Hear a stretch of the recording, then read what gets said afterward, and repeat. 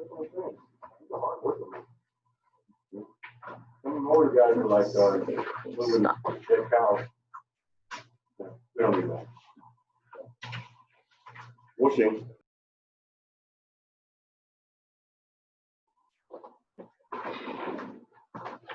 Good evening. It's 6:32 p.m. on Thursday, June 11th.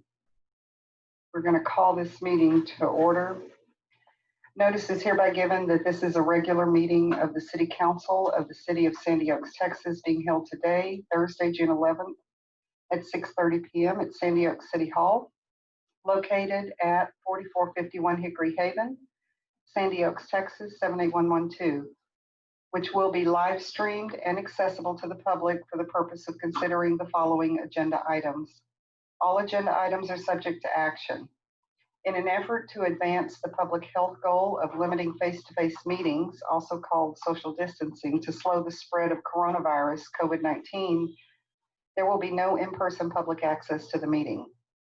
In accordance with this order of the Office of the Governor issued March 16, 2020, the City of Sandy Oaks is providing a live stream video and telephonic access of the meeting to the public. The public may participate in this meeting by using the link. I'm not going to read the link, but it's on the website, and the meeting ID that is provided. A recording of the telephonic meeting will be made and will be available to the public in accordance with the Texas Public Information Act upon written request. Ms. Shelton, can we get a quorum call? Alderman Rapino. Here. Alderman Fillinger. Here. Alderman Yelton. Here. Alderman Tremblay. Here. Alderman Walker. You have a quorum. Thank you. Please stand for Pledge of Allegiance. I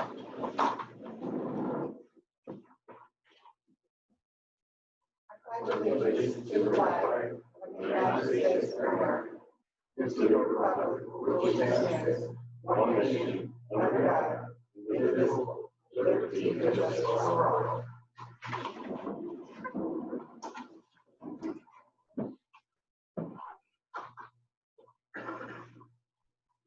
Item 3, citizens to be heard. Ms. Shelton, did we receive any requests? No, we did not. Thank you. Item number 4, administrative updates and announcements. We have 5 items. Item A,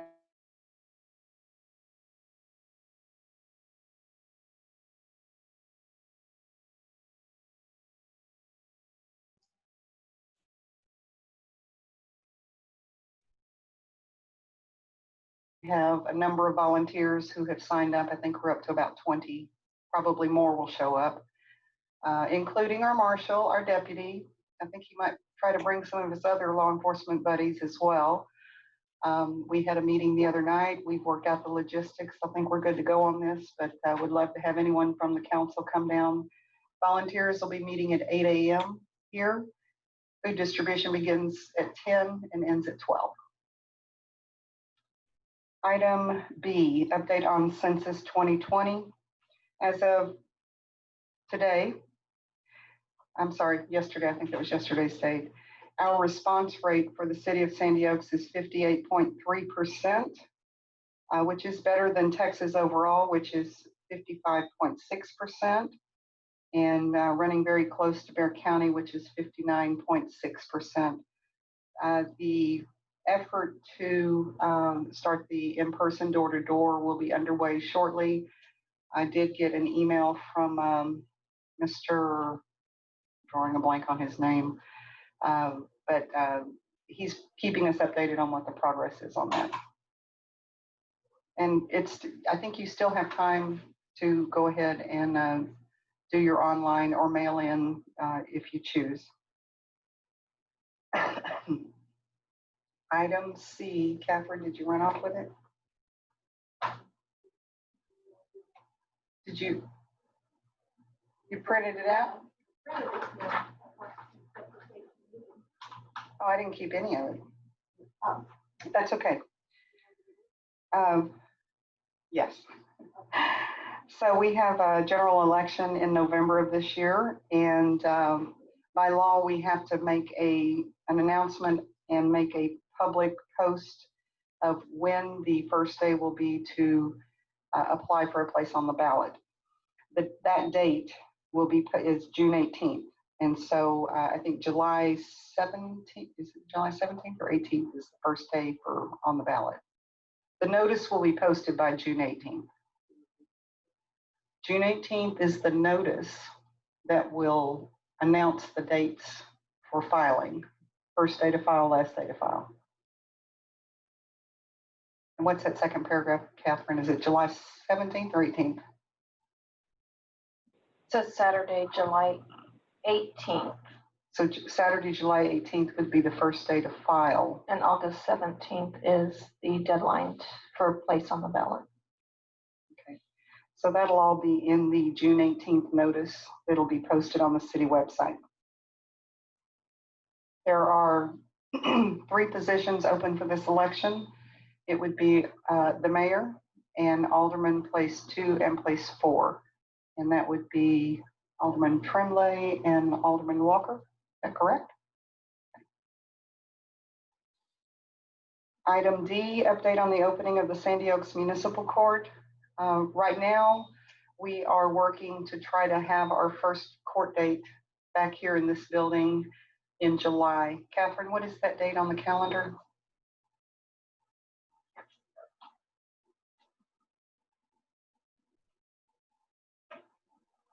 July? July 13th. Yeah, I knew we moved it because of the holiday. So it's not official yet, but that is the date that we're shooting for, is July 13th. There's a process that the court has to go through to file a plan with one of the judges, and the court clerk and the municipal judge are working to prepare that and make sure that everything's in order. It's going to require limiting people, testing, taking temperatures, staging people outside, cleaning between. That's the plexiglass that's all been put up. So they're working on finalizing the plan, but right now we're still shooting for July 13th. Item E, COVID-19 economic impact on the bond market. Needless to say, it was devastating to everyone financially. Things are turning around. They're opening up. I have been in contact with the Mr. McCliney, our financial advisor for the bond, and they have provided me a schedule. And that schedule began June 8th. So there's a whole timeline of events that have to happen. Currently, they will be on an agenda in July to come in and talk to us about all the details, the plan, and how we're going to proceed on that.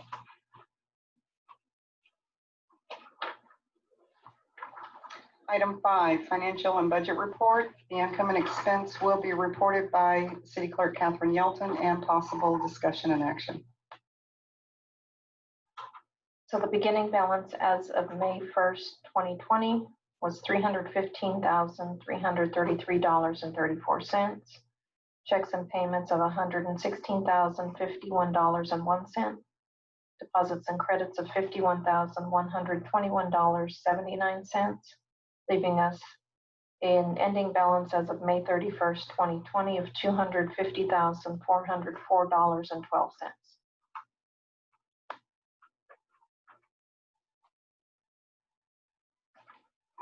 Any questions for Ms. Shelton? Would someone like to make a motion? I move we approve the report. Okay, we have a motion by Alderman Fillinger to approve the financial report as presented, and a second by Alderman Rapino. All in favor say aye. Aye. Opposed? The motion carries. We're going to move to item 8 on the agenda for the city marshal. This will be, presentation of monthly report by Marshal Lopez with possible discussion and or action. Good evening, Council. Back here again. So our monthly activity report, it's also set up on our our department webpage. You go at the bottom, you'll see a monthly blotter for the rest for the month each month as we continue to move forward. And and also a monthly activity report as well for the month. So for last month, May 2020, we had 107 court defendants, along with 162 cases. During that time, we also had, for the traffic stops, we had 187 traffic stops. 116 citations were given out, and along with 64 warnings as well. Calls for service will continue to go up as well as the city and the state continues to open up. People are getting out there more often and doing more things. Arrests were up as well. We had 6 arrests for the month of May during that time, and also for 1 assault, also for 1 burglary habitation. Civil matters were up 14. Were up as well. Disturbances 6. Emergency detention was 1. EMS assist 3, and property damage was 3 as well.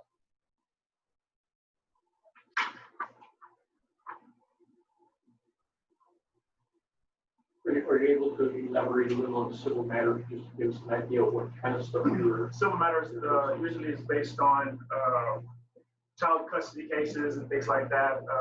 Mother and father disputing, getting kids, not getting the kids, things of that nature. Evictions as well.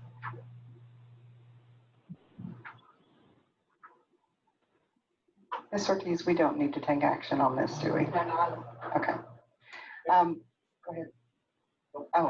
ahead. Marshall, I would like for you to, we'll move on to the Citizens Review Board. If since you're here, I'd like to have some input from you. I think we can probably move through that fairly quickly. Okay, so we will now move back to item 7B. So in light of recent developments related to citizens and police around the world, actually, and some conversations that have been witnessed on social media, I thought it might be helpful for the council to understand what processes are in place and what options may be in place or may be available to put in place if we choose to take that route. So I reached out to Chief Pena, who is with the City of Elmendorf. He's Chief of Police over there. And he had put together something that is called a Citizens Complaint Review Board. And I think I sent that to every one of the council members last week, just because there was a lot of information in there. I wanted you to kind of have a feel of it before we get to the meeting. Ms. Shelton, could you mute, make sure the thing is muted?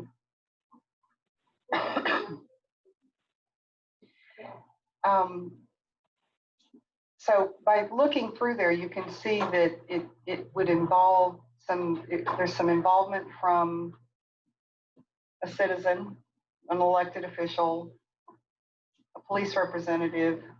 If the complainant is complaining against the city marshal, of course, we would need another person from another agency, police agency, to sit on that board as well.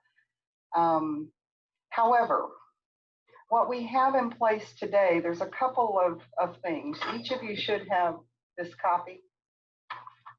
At the bottom of every citation that is issued, there's a statement, and it says, initiating compliment or complaint in person, City of Sandy Oaks Marshal's Office, 4451 Hickory Haven Drive, Sandy Oaks, Texas, 78112, walk-in hours, Monday through Friday, 8 a.m. to 5 p.m.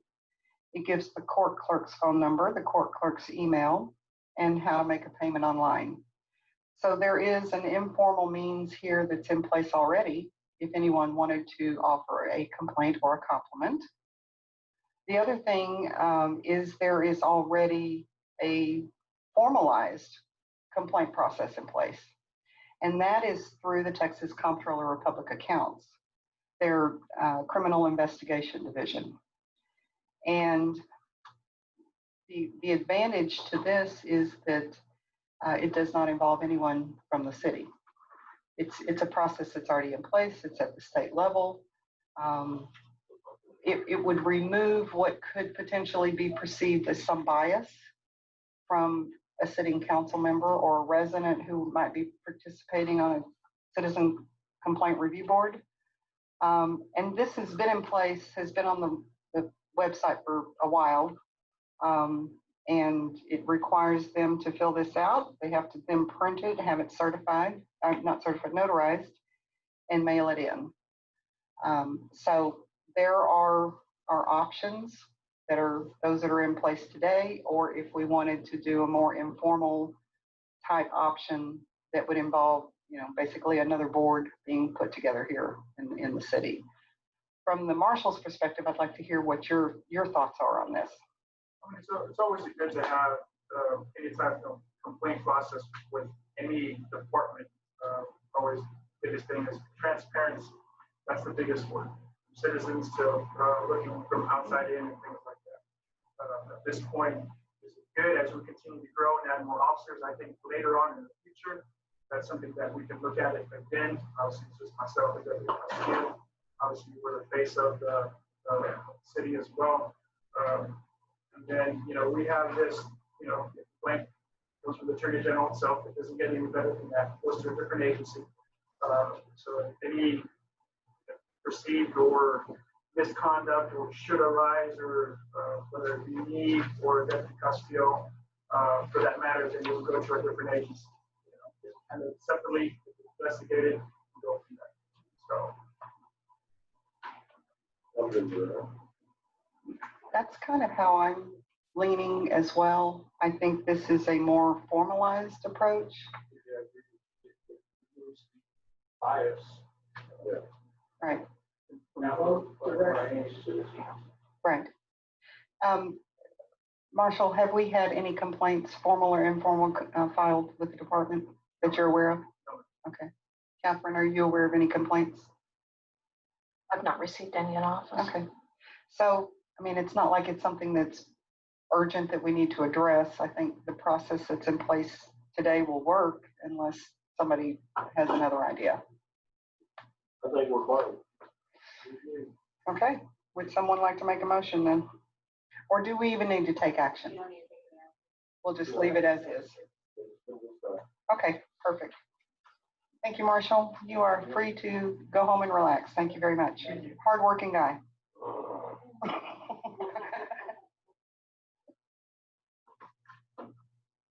Okay, let's move back up to item 6, consent agenda.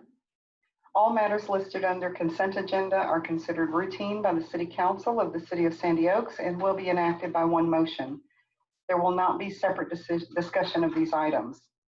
If discussion is desired, that item will be removed from the consent agenda and will be considered separately. We have 2 items on the consent agenda.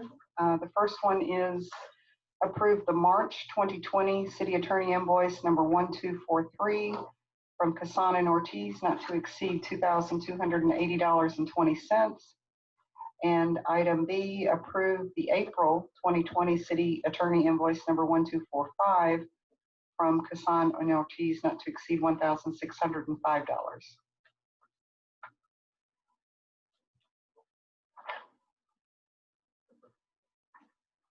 Anyone have any questions, or is there a motion? Consent agenda.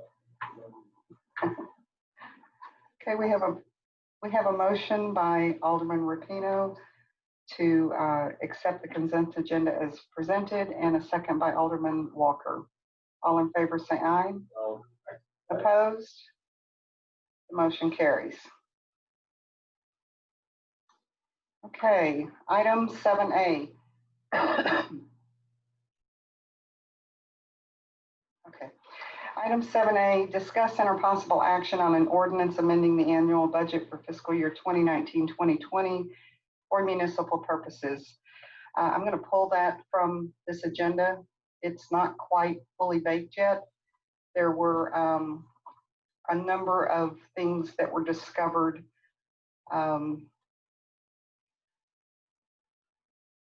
that could have been done better. The city administrator could have done a better job in keeping an eye on some things. So we're trying to locate some documents, make sure we understand. Amending the budget is a very tedious process. And I only want to do it one time before the end of the year. There's a lot that goes into it, not only just the work getting it prepared, but the notices that need to go with that. So we'll pull this one, we'll put it on the next agenda, and I hopefully should have everything I need by then.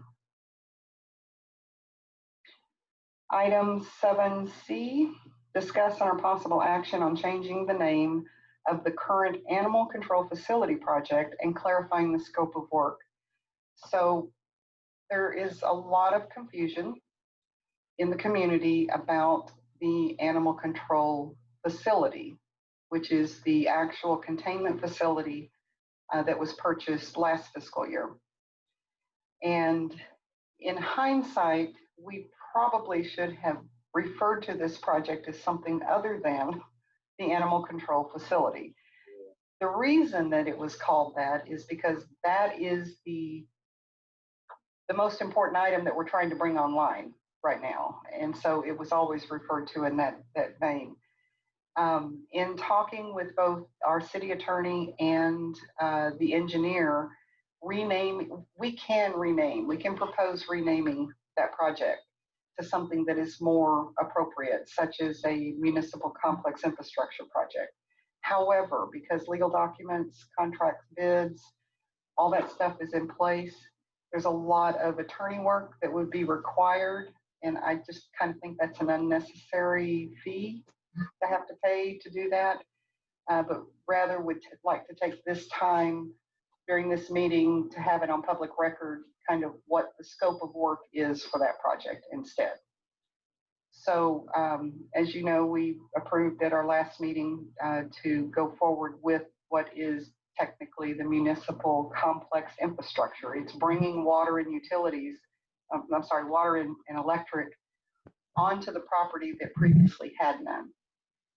There is a change order. You can listen to that. I got your volume on. Oh. Mute everybody. Can you mute all? Okay.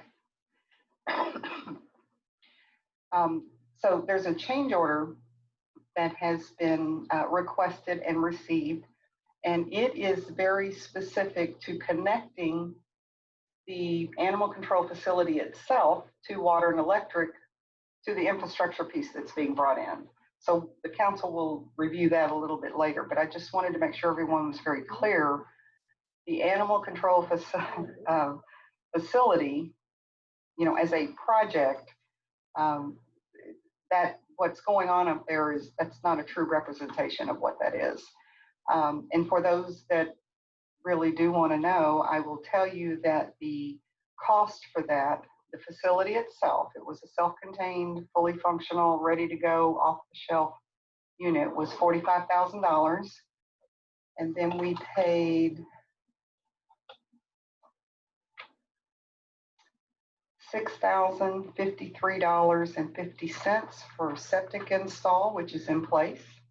And then we will have added to that the change order for adding the water and utilities. And then all that remains on that project then is our shelter board, making sure that's in place, and having the inspection done by I think it's a veterinarian that needs to come out and actually do that. And then we should be good to go. The notice to proceed on this municipal project was given on Monday. So they're rocking and rolling. They came out, they did some more surveys with their drones, and we're ready to go on that. So on this one, there really is no action per se. It's more of just a matter of record. Did you have any questions? Contribute something to the whole idea that it was actually the animal control facility up until the time the municipal buildings were brought in and they were placed there. So in reality, it was just the animal control facility. We have really never formally named the property.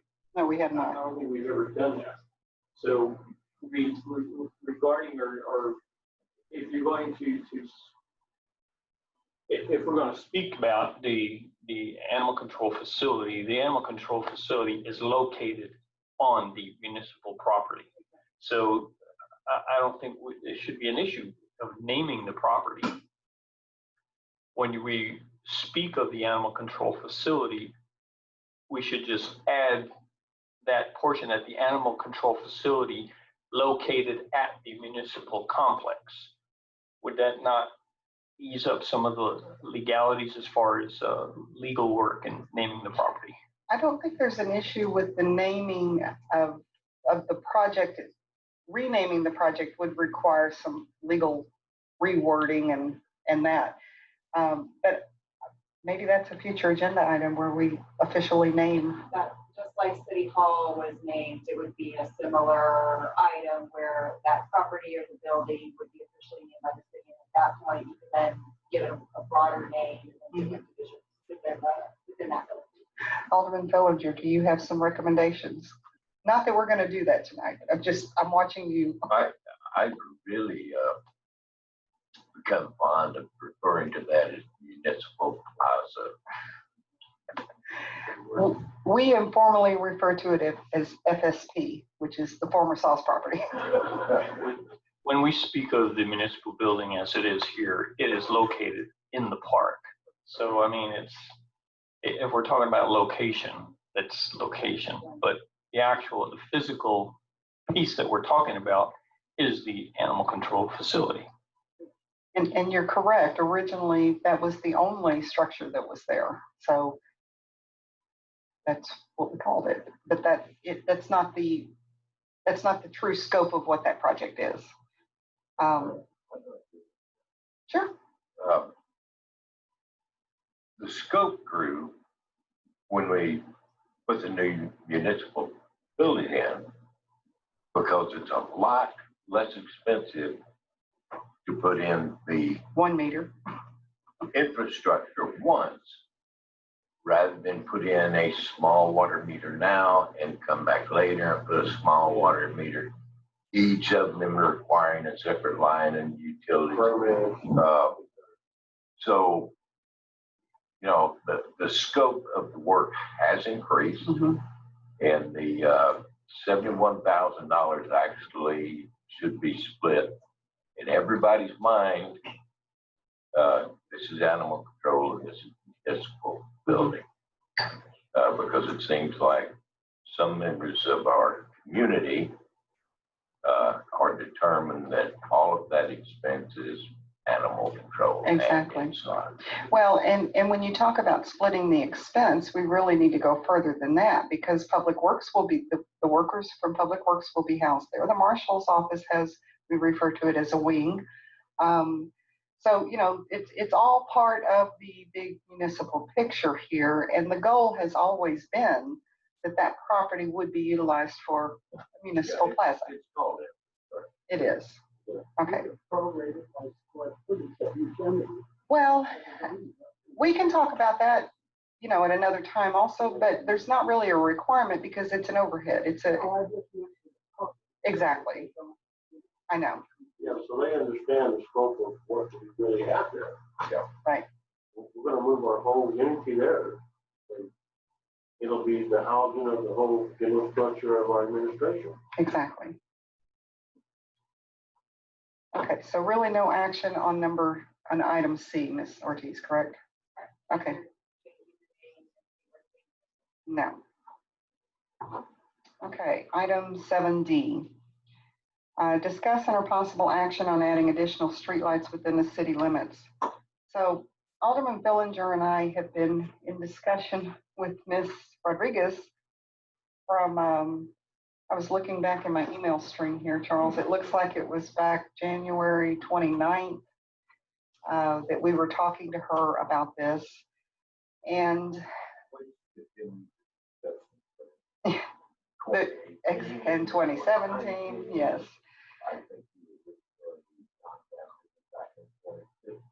Yes. It's an ongoing, yes. Ongoing growth. She's with CPS. government relations. And so actually, Ms. Shelton and I went out and about one evening and spent some time traveling the city, looking for streetlights that were burned out, where areas were especially dark that could probably benefit. So you start talking about long stretches of roads.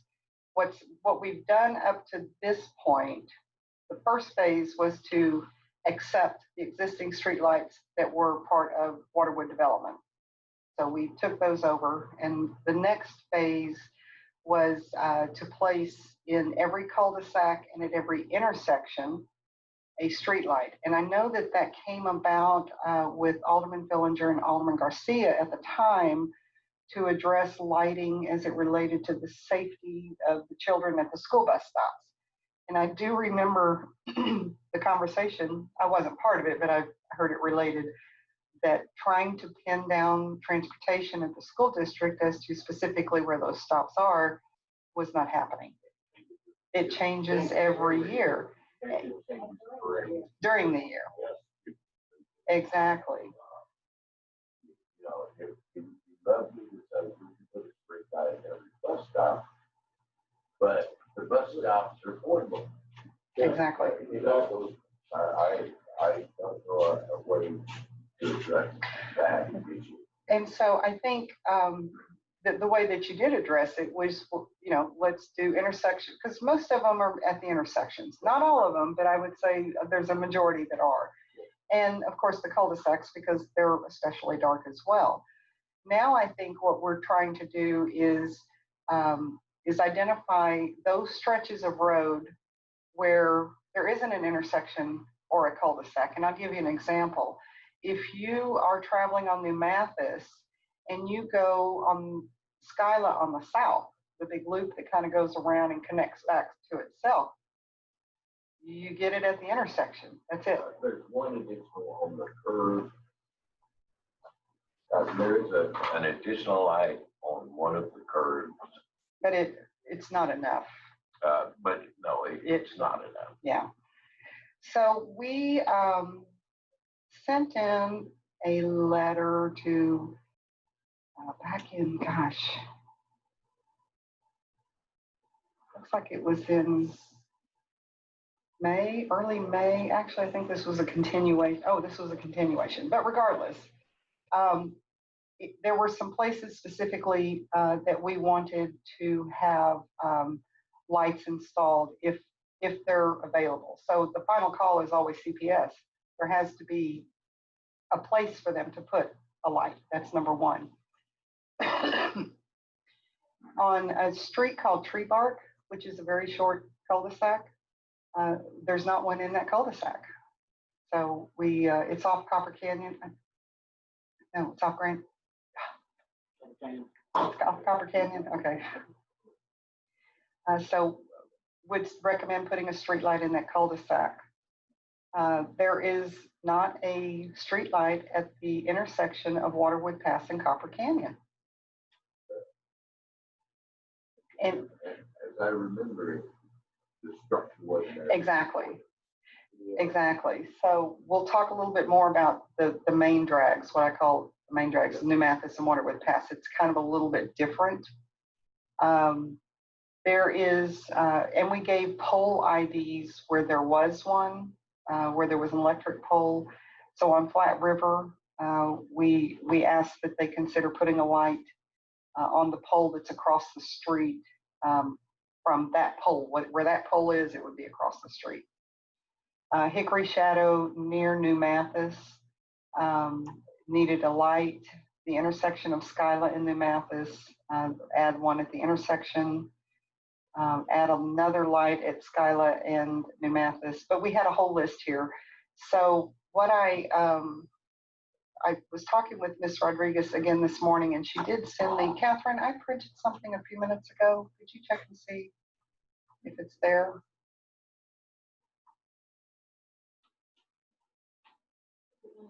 Yes. So CPS, they have certain guidelines they have to follow. And what she provided were some talking points related to street light installation. And this is specific to commercial, the city entry points, the high traffic roads such as Waterwood Pass and New Mathis. And they recommend that 250 watt LED equivalent streetlights be installed in areas where maximum illumination is needed. It's also recommended that the 250 watt streetlights are not installed in close proximity to residential homes as the glare may be problematic. The 250 watt streetlight is intended for increased safety along thoroughfares with commercial establishments, higher traffic count, and city entry points. So the lights that are in place, the street lights that are in place now are 100 watt. For that very reason, it's a residential area.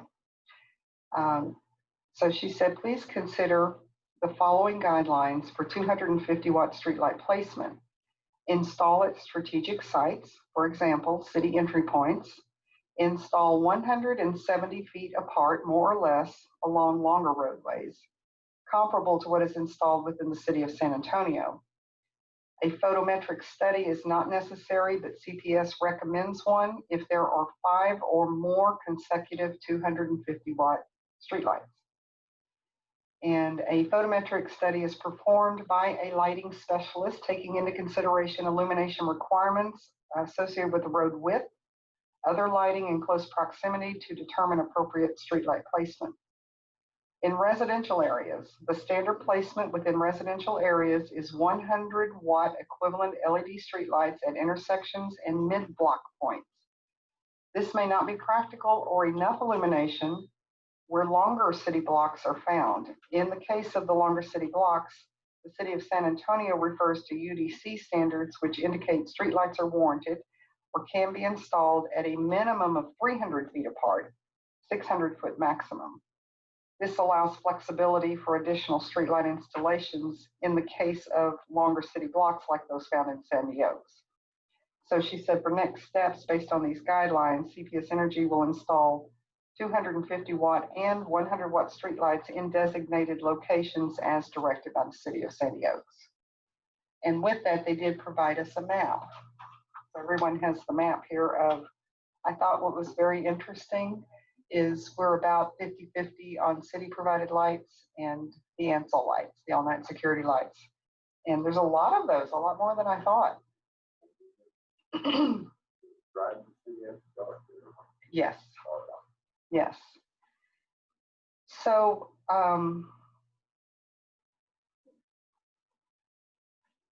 one thing we could do is take this list where we've already identified where we think it might be beneficial to add additional lights. And there could be a motion to say, you know, using this list, of course, at the discretion of CPS, their ability to install there and their recommendation, but not to exceed this. Or we can wait and they will send a crew out and they can make their recommendations from that. One of the reasons that this is still so far behind, like I said, we started this in January, is the pandemic has just ceased everything. You know, they weren't sending crews out. Everybody was working at home. So now that you know what I know, what would you propose that we do next related to city streetlights?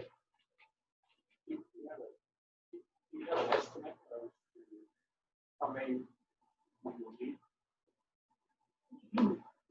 Based on the list that I gave her, 1, 2, 3, 4, 5, 6, 7, 8, 9, 10, 11.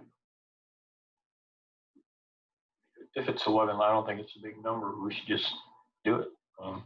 If you're talking 50 lights. Oh, no. Let's back up. Let's look at this. Now, this, We're talking about 11 street lights. it is 11 streetlights. What it does not include is Waterwood Pass and New Mathis. These If are all we're missing some, then we need to go ahead and pick those up if they're at intersections. And so I would recommend if someone makes a motion to include that, you know, do you want CPS to come out and do maybe a photometric study? I'm asking her who pays for that and how much it is. She hasn't gotten back with me on that. I'm sure we would pick up cost.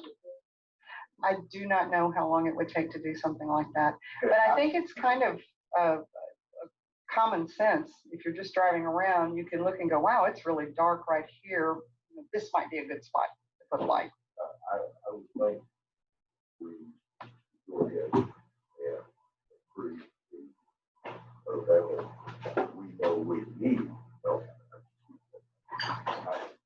I would like to see us go ahead and approve the 11 lights we know we need and ask the CPS crew to come out and do the 300 to 600 feet minimum and then look at their recommendations. The photometric, I don't really believe is necessary. Yeah, true, because they have a problem with light pollution. Sandy Oaks does not have that problem. So Quick the question. 11, Go ahead. the 11 number doesn't include the ones that you identified that we missed. It identifies the ones that Ms. Shelton and I inventoried as we were driving.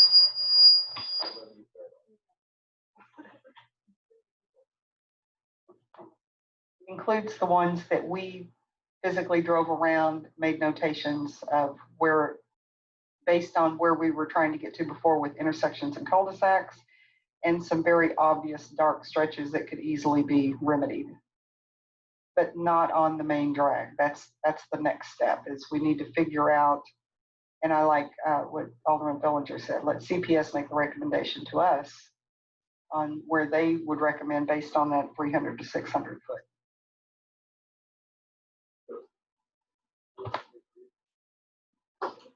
That'd be awesome. Charles didn't want to go out with his son, but they measure with the wheel and walk the 29.5 miles. Exactly.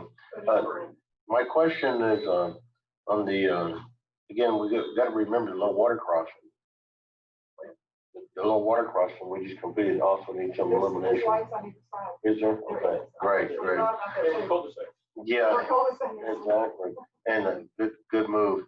And the thing is, if we can get started like Charles says, get the first 11 in, we can progress from there. That way the citizens can see that we're addressing this and go from there. Cost for the city? The For the 100 watt bulbs are at $10 a month, rounded off at 10. And then the 250, I think, are 14, but I'm not seeing where we need those. Does the city pay the installation costs? No. CPS does all of that. Okay. All we pay is the monthly. Someone's gonna ask. Exactly. Yes. With that said, would someone like to make a motion? Sure. I move that we install the 11 identified needed lights and request CPS bring a survey crew in and make recommendations based on the minimum 300, maximum 600 foot recommendations.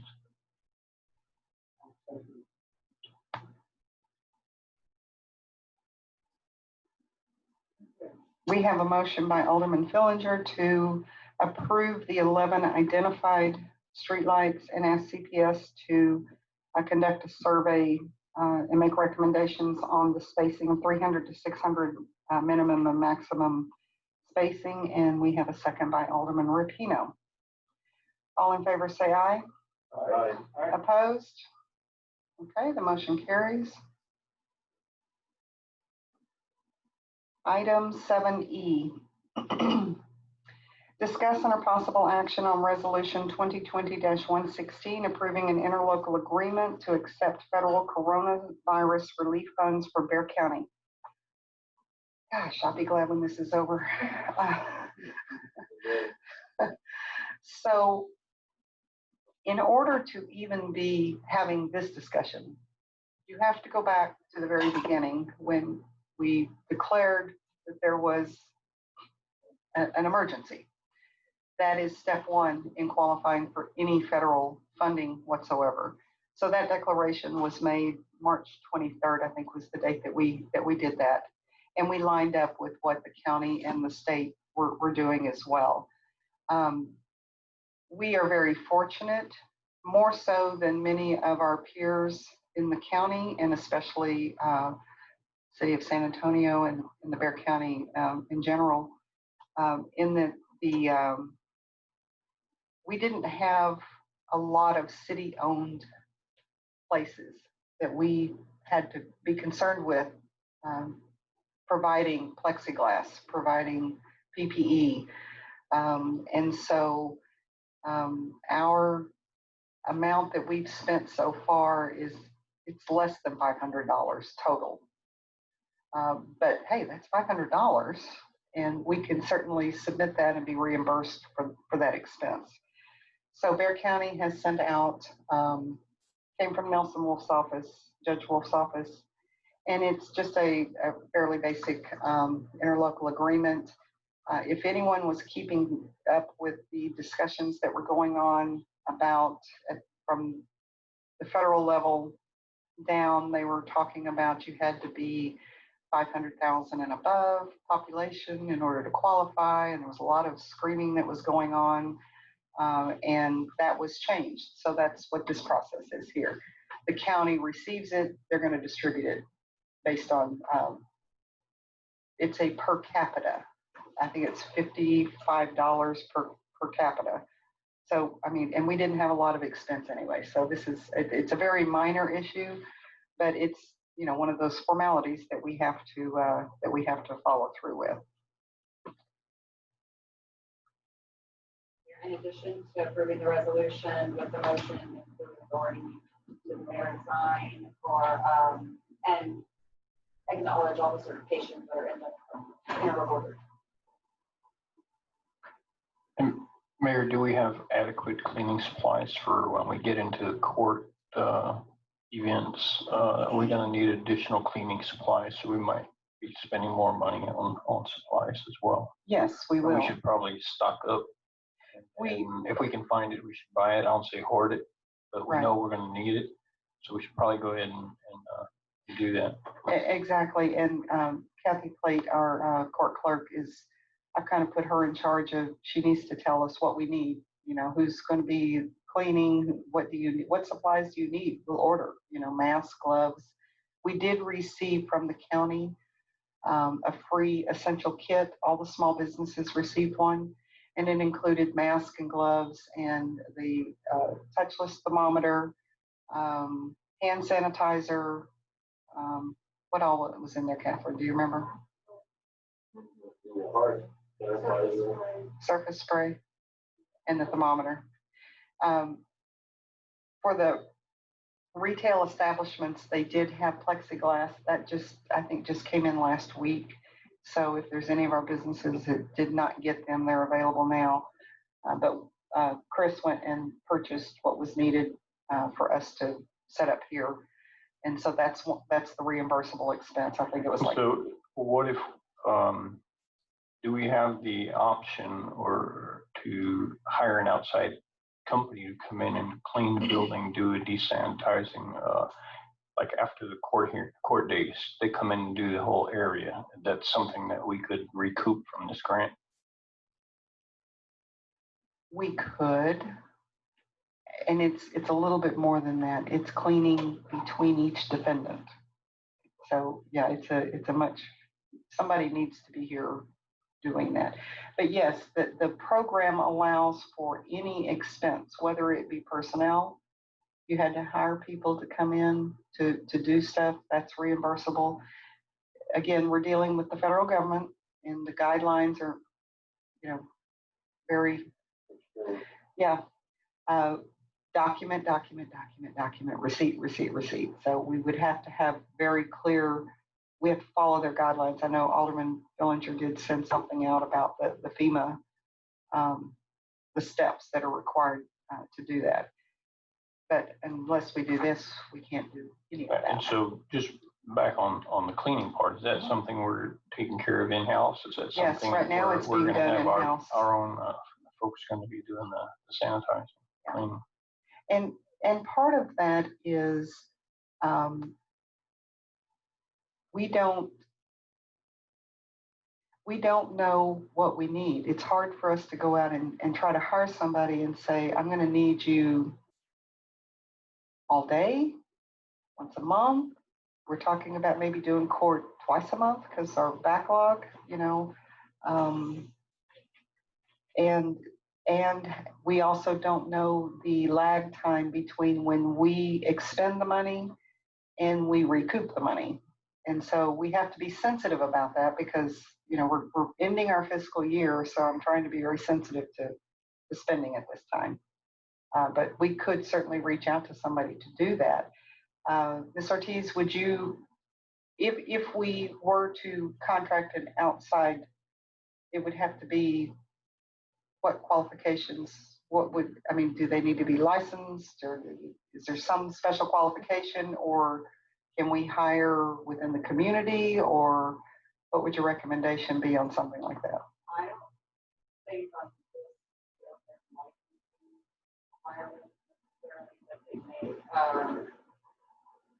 this but I don't, that the city should probably consider a professional.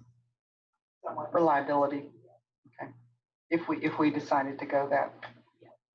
Someone who is following the guidelines and has an approved chemicals. Okay.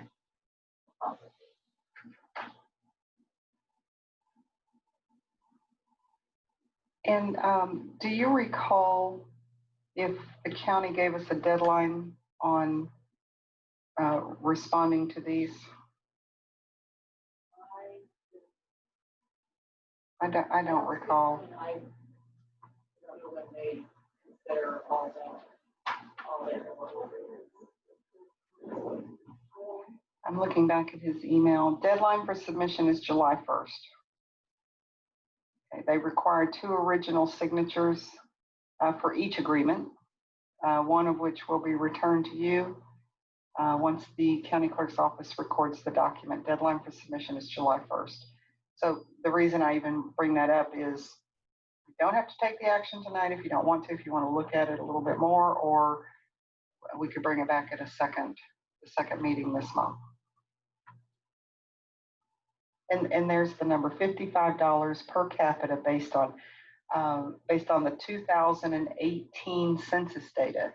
So remember, the 2018 census data is the estimated.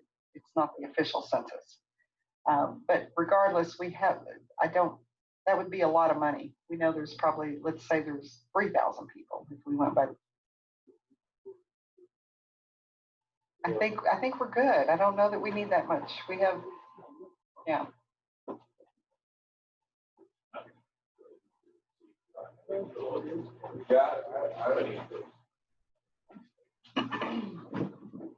What does the motion need to cover?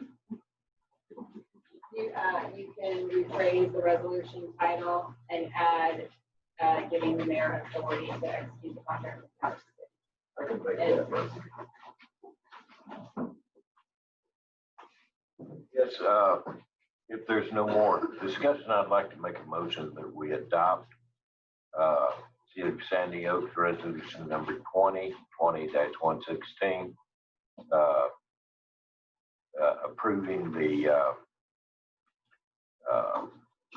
interlocal agreement to accept federal coronavirus relief funds from the county of Fair, and authorizing the mayor to take all necessary actions.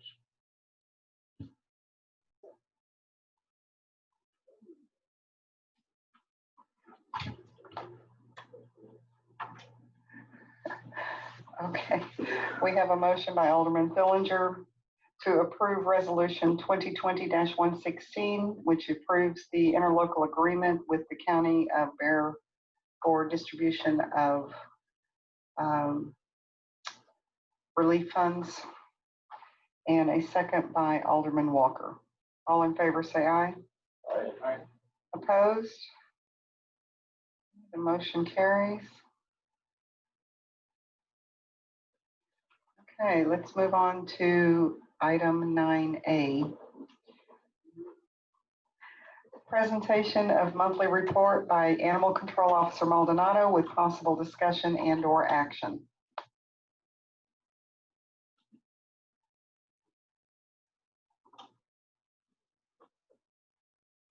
Test, test. Good evening, everyone. So, for the month of June, no, May. And in June, okay. So for the month of May, we had a total of 6 animals picked up, 2 of which were DOAs. So technically, we only have 4 animals alive that we took into custody. And out of those, every single one of those either got reclaimed or were immediately taken. So not too bad.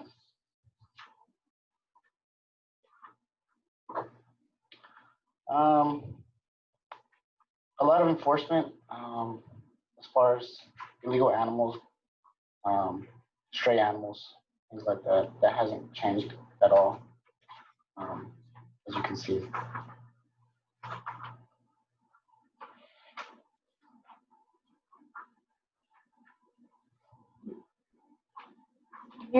Can you tell me, since you've been doing this in this position, how many citations have you actually issued? Do you know? I don't have the exact count with me, but I can. Roughly. Sure roughly? Yeah. How about more than 10 or less than 10? Oh, more than 10. Yeah. Oh, more than sure. 10. Yeah. Okay. Cited someone the other day. So. Okay. Not every week that I cite everybody, but I mean, there's always a time that I do. Okay. People. Our expenditures for these animals. Oh, can you give us some kind of estimate? How many warnings do you give versus citations? So to put it in perspective, once I give that initial warning, most of the people take that warning and follow through. When they don't, that's when it becomes citation. We have a lot of warnings. Every person I meet is someone new. So there's a lot more warnings than citations. But the good thing is most of those citations are because of that warning. That initial warning helps initially. Okay, thank you. Mm-hmm. Our cost for animals total $858.11. Not too bad, but it was for 4 animals, 2 of which were euthanized. But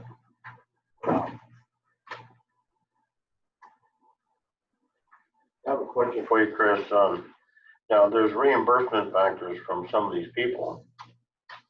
they're not reimbursements; they are fees that the city incurs when you pick up the animal. I don't see those in these reports. Are you talking about the, Yeah, if people pick up their animals and pay the thing. they're fined $50 for the first pickup.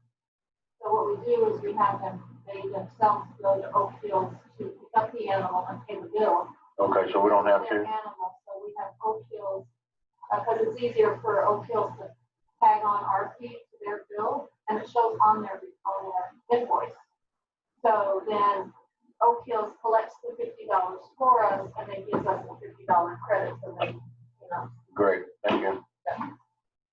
With that in mind, we might want to track, and I don't know if there have been any, but any fees or, let me rephrase, any fines that were imposed on folks for animals, for your citations, people that come to court and they're fined, they pay the fine.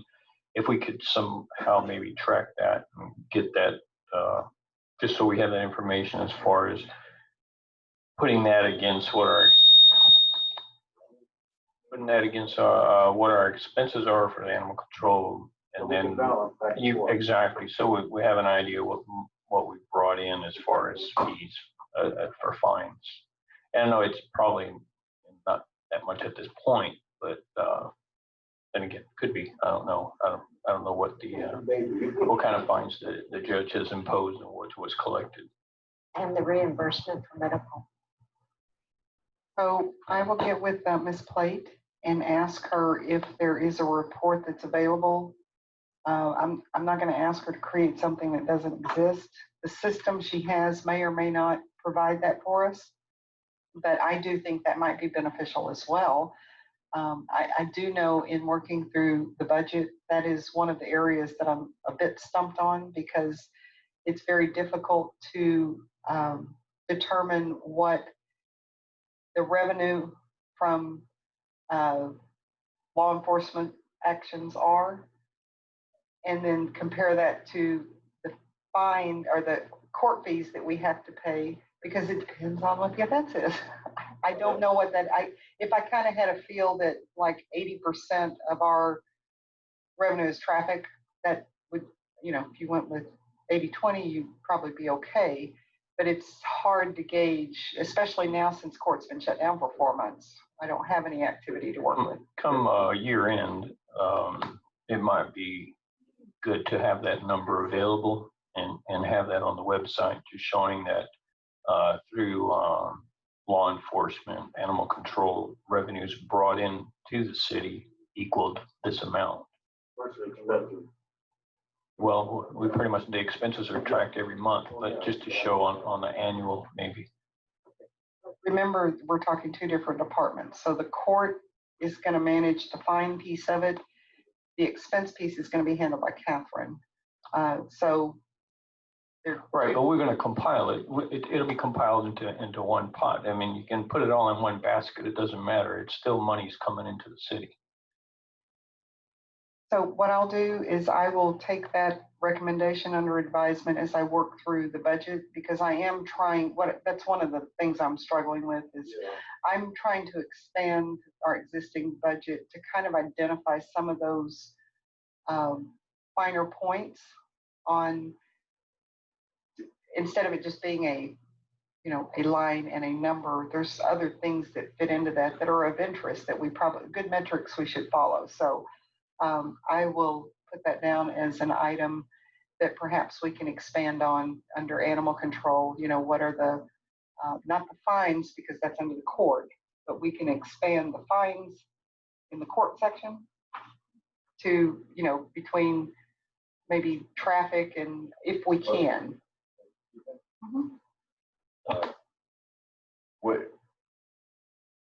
When a citation is written, either by the police or animal control,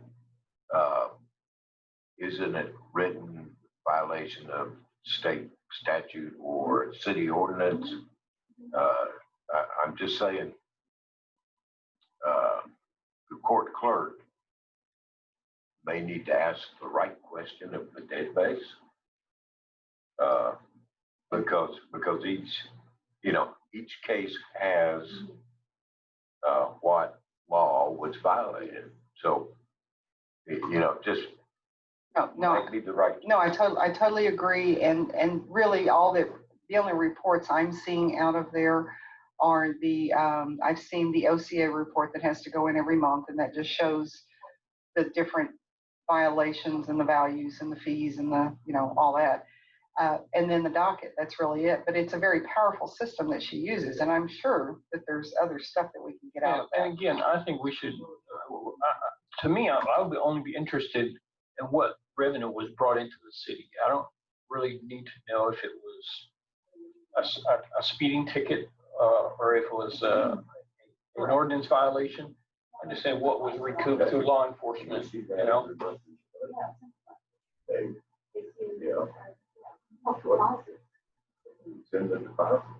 I would like to see that year in as a compiled number rather than me going back and forth and doing it. Okay. For animal control, we were supposed to, when people picked up their animal or they were adopted, they were supposed to also reimburse for medicals. And I haven't seen any numbers showing that happening. When they take off their animal, they have to pay bills. Right. When they pick up the animal, they're told that they need to pay for the animal in order to receive it back. They don't get their animal back, keep the animal, and they still get fined. Okay. Facility open, it's going to be different. They're going to have to reimburse it. But right now, because the house else want their animal back, they pay Oak Hills the bill. We don't get involved other than they collect our fee for it.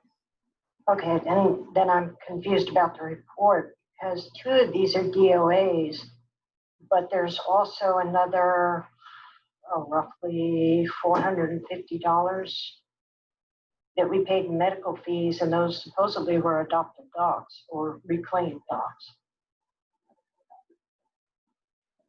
Weren't reclaimed, they were adopted out. And the only fee we require is that $50 when they adopt an animal. Does that make sense? Looks like we never said that. They were adopted out? They were adopted out by because somebody else. They weren't adopted or taken back by the original owner. So in a sense, it's not fair for the next person who wants the animal to pay on top of the $50 what was incurred from the previous owner. Does that make sense? Yeah, when I went into Pet Point, it only showed one animal being adopted. The other 2 were showed returned to owner with the owner's names. That's where my confusion is coming in. Oh, no, It shows an expense on the form here. okay, you're probably looking. Yeah, so this was for the month of May. Right. I looked up these animals Okay. in May's Pet Point. And What's the expense on them? That's what doesn't show expense. no, but in this report on the sheet, he has the 2 animals listed, Yeah, which ones? They pay their bill. Walker and Larry. Okay, both those animals were not reclaimed by the original owners. Okay, we need to make sure that's in Pet Point correctly then. Does it show in Pet Point that the original owner paid it? Yeah, one of them does. That's where my concern came in, is are we paying invoices that we shouldn't be paying? That's where I was thinking. Usually I don't put those in incorrectly, but I'll make sure and I'll give you your answer for sure. Okay, but I'm pretty sure I put them in correctly. Tell me where you've seen that. Where you can, you're not seeing it on the report. You're seeing it on. Which one specifically? But those were from March.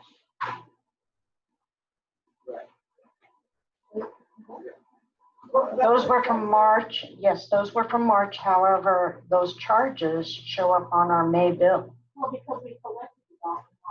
If I put March next to, if I put whatever date I put next to the animals, Right. is the date I think that it came in. Right. Because we always said what comes in is not always going to match up with what we spent. Right. So we have a dog come in March, we might not incur an expense until. No, I don't have, that's not my question. My question is, and I think you've answered it, although I'm not seeing it when I go into Pet Point, is that we had said that if an owner reclaimed a dog, they were going to pay the medical expenses. And there's Right. a couple of animals that the report that I have here does not match that in Pet Point. They To my knowledge, that has not happened. Okay. Okay. That is not true. That is not true. Early on, there was Asia, the dog Asia comes All to right, that mind. was way before Pet Point. But that's one, that's a good example of one where the process was not clearly defined on how we were going to do this. A lot of this comes about because we encounter it, we go, oh, okay, we hadn't thought about that, so let's figure it out. We paid all the bills, but we invoiced the owner. Now, whether they did come down and pay some of that, but I don't know if they paid all of it. So When we pick up an animal, the owner gets cited as well. So they either have to come to court and pay a fine, which is probably more than what the expenditure was to get the animal and hold it. So either way, there's a cost to it. You're gonna get, Well, see, that's what we're talking about. We want to see the balance sheet there. correct, yeah, I understand. See the fines, when they go to court, there's a fine included, a fine plus for getting runnings. So the reason for the fine is because we want to recoup some of that expenses that we spent on that animal. should be all of it. Yeah. Right, right. Well, it should be listed so the judge sees it. Well, that's why. And it would be nice to know that. It would be nice to know what has been recouped.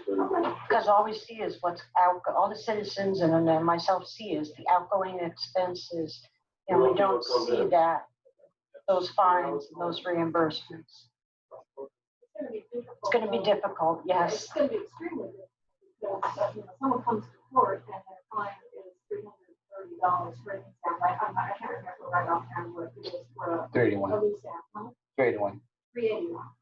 So they go in front of the judge and she marks it down a little bit. So it's not going to be the 381. And then she gives them a payment plan. So by the time they pay off that let's say they are assessed the entire 381 plus the medical expenses, as an example. It could be 8 months down the road before you get all of that collected. I just don't know how between Kathy and me, we would be able to track that. When it's being, so like even the citations he's writing today, they're not coming to court until October, Right. November. So it'll be next year before they will probably start paying their fine. So I do know that early on, there was some noise in the neighborhood around naming of the animals that had been picked up, which was very silly. But so what Ms. Yelton and I talked about at that time was take all the names out. What I want you to put in there instead is the ID that's assigned in Pet Point. So that way you could take a record from Pet Point and you could search by, in the expense side of it, by that ID. Because if you have multiple pets, you could split it out, basically provide you the detail. What we're not going to be able to get that level of detail on would be on the court side of it. So that would be about the best we could do on that. If you wanted to try to keep track of what we've spent and track it through Pet Point, for. Because that's the court side of it, is just showing it's a code violation. Exactly. It's showing code violation / animal.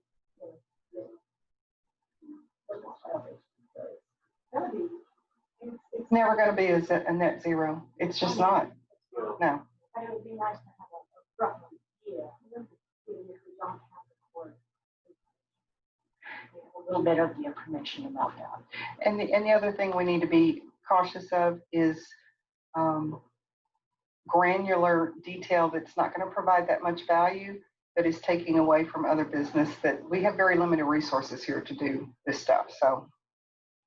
Also, when they make deposits on or payments on one, for example, on my end, I don't see to which case that was applied. Kathy does. But on me, it just shows a deposit of, let's say, $285. So I don't know if that's a code enforcement violation fine or a speeding fine. I just know that it's a court deposit, a court payment via ACH because I paid it. So I wouldn't know. I just put it all under court deposits. That's all I can do. I don't know where it's coming from. Okay.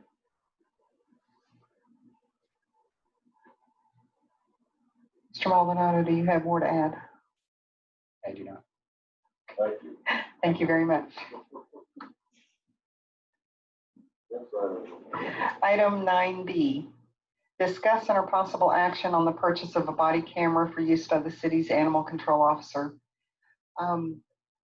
This is a safety item. A lot of times, Chris is out by himself on the initial visit.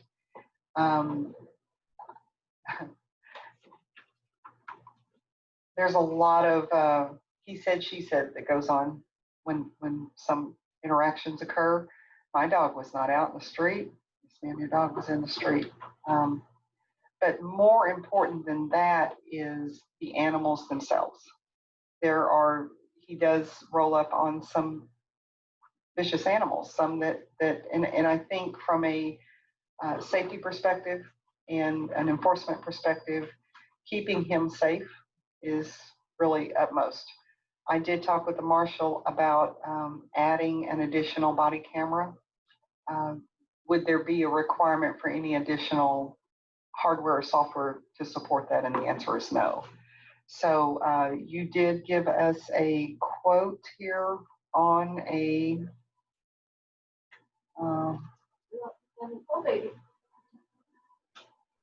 What was that was sent? They gave us a quote for a quantity of 2. So I cut the total in half. But then I realized that the shipping and handling was for 1. So I added $15 more back. So the total should be $13.05 for 1 camera. Okay, and I do know that the body cameras that were purchased for the Marshal's Department came up to about $2,800 in total, and that included shipping and everything. So you just take that and split it in half, say $1,500 easy for 1, you know, and not to exceed if you wanted to go that route. Okay, I have a question. If, you know, we're gonna end up with another animal control person, do we do this again, or do we just purchase 2 now and be done? Or go through all this again for the next person to have a camera? I'm leaving that up to council, but it's a question that impedes upon me about why we want to go through this again for the next camera. Or do we buy 2 now, have 1 in standby? Well, something that we can do in some cases is put it on a consent agenda. So if, you know, it came to that point in time where we needed to buy another camera, we could just put it on the consent agenda and not have to have the full discussion. Besides which, if you bring someone on board, for example, Mark joined in January and here we are in June, he still hasn't had a chance or hadn't had a chance to get his ACO license because of the COVID. So then you're sitting on a camera for 6 to 7 months before he can even use it because, you know. If we hire someone tomorrow, we'll do that. Well, that's 1%, right? That's what it is. Sure. Someone like to make a motion? All right, move to approve the purchase of body camera for the animal control officer at a cost not to exceed $1,500. Second. Yep, we have, excuse me, a motion by Alderman Tremblay to purchase a body camera for use by the city's animal control officer not to exceed a price of $1,500. We have a second by Alderman Rapino. All in favor say aye. Opposed? That motion carries. Okay. Item 9C, discuss and or possible action on approving a change order for supplying water and electric service to the animal control facility. And there she go. I went right here. I thought I printed something. Well, and there it is. Okay, so you should each have this document. I know. So there was a meeting with myself and Chris and I forget who all was there, all the engineers, all the, what we did was when we had our pre-construction meeting, after we finished that, we went on a tour so they could go up and get a look at the facility and make sure that they had a clear understanding of what the scope of work is for the municipal infrastructure piece. And that original design did not include the connection of the animal control facility into that infrastructure. So from that visit, they created a change order, and this is very strictly for that connection. And if you look down here on, they're showing the total contract price, which is what was approved for this particular vendor, Force, that won the bid. So the original contract price was $71,427.58. Based on the design to bring water and electric to the animal control facility, Their change order would increase that by $7,985.44. I think by doing the change order process this way worked out better because it allows us to separate those expenses specific to that facility. And then in the future, we'll deal with all other additional projects the same way. Yes, ma'am. I noticed that well more than half of this change order is an electrical service upgrade to a 600 amp main circuit breaker and a quantity of 7 125 amp circuit breakers. That upgrade is not just to service the animal control facility. Exactly. So although we are still calling this animal control facility, actually, better than half of it is again infrastructure to support the entire complex. I just wanted to point that out. Okay, and one of the things that we mentioned to them for future design consideration is that a washer and dryer will be needed. Now, you're the engineer, not me, I don't understand all this stuff, but we opted not to go with that yet. But we did tell them that was a future consideration because we do need to be able to wash bedding. We have a washer and dryer that's been donated. So you can explain better because you know what this actually entails. Well, a washer and dryer would not need an upgrade of service to that building. Okay. I suspect they're putting in 6 125 amp breakers because they have 6 bases to put breakers in 125. It serves most buildings, except for electrical heat. So Charles, it looked like to me that the quantity is 7, and we have 7 different trailers that make up the complex. And each one of them have their own control panel. They all have their own circuit breaker box on each thing. So this looked to me, but there's 7 of them. There's 7 trailers. Does not apply that way. that's going to be a different project. Okay.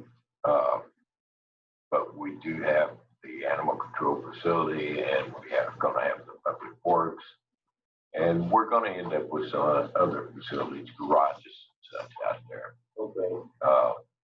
And we did talk with them about, there's that portable shed that was going to be an office. Yeah. It may need a window AC unit. So I mean, we're having that discussion with them to make sure that they understand, that they have a good understanding of what our future use of that property is, so that we're not coming back later to do those things again. Okay, that's what I wanted to clarify. It wasn't just for the trailer, it was for the whole complex.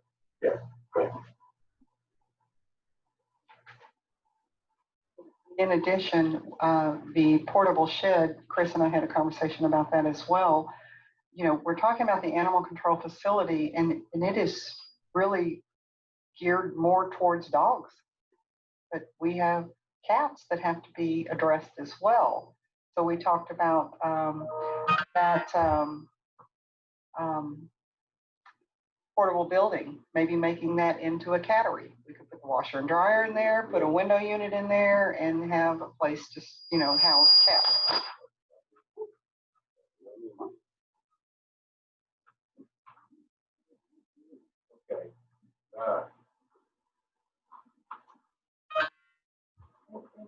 Okay. I do want to add, earlier we talked about what we have spent already on that facility.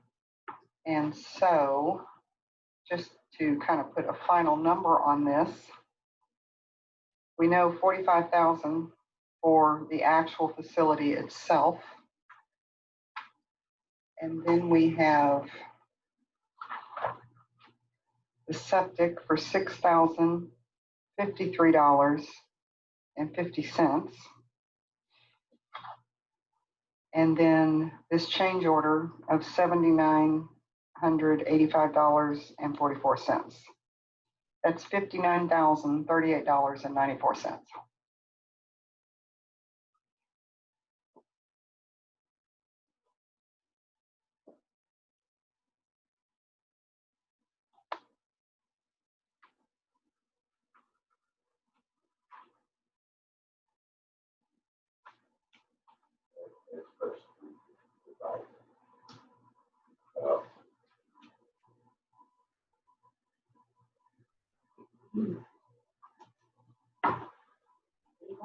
Well, first of all, it's a massive project.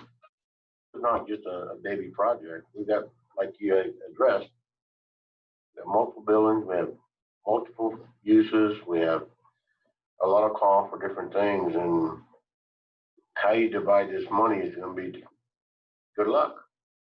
It's a massive project.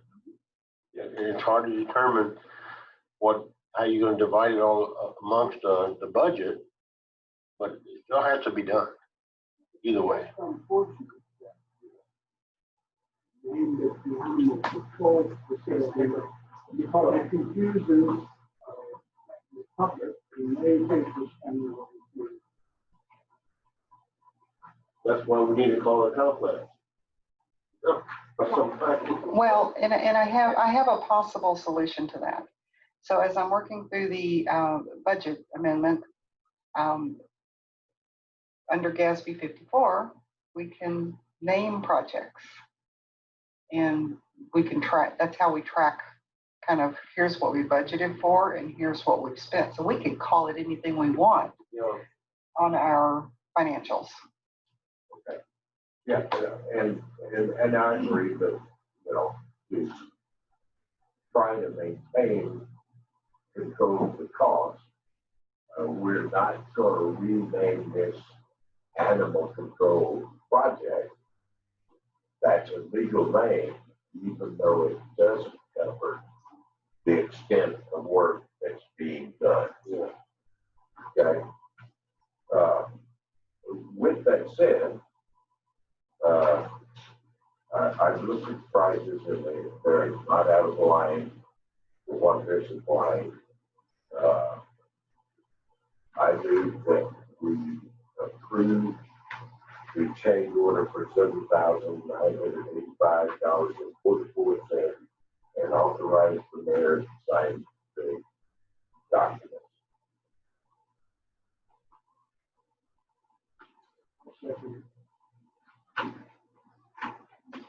Okay, we have a motion by Alderman Fillinger to approve the change order as presented with a price of $7,985.44. And a second by Alderman Rapino. All in favor say aye. Aye. All opposed? Motion carries. And there was another piece to that you authorized myself to execute that. One last comment on that. If you notice here on the contract times, they're looking to be substantially complete by July 9th. So it's moving forward. Okay, item 10A. Discuss and or possible action on accepting Public Works Mark Maldonado's resignation and posting and hiring for a new employee for Public Works Department. And Mark was offered a job he could not turn down. However, we weren't able to compete with that job because it's about 200 miles away. So we wished him well. He was a great asset while he was here. And he's moving on in his life, and we support him and thank him for the work that he did for us. Of course, we're sad to see him leave because he was a great guy. Even Chris believes that. Still a great guy. He is still a great guy. But that's put us in a situation where we need to look at replacing him.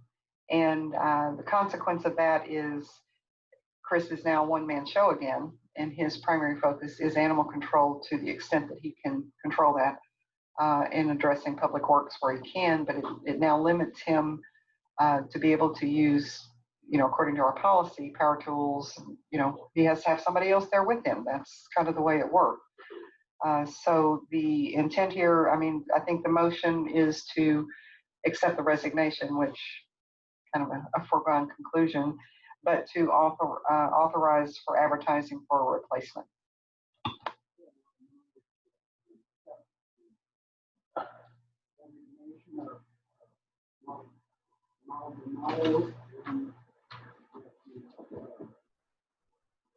Oh. Go ahead, I'm sorry. Okay, and to post for an additional person to replace.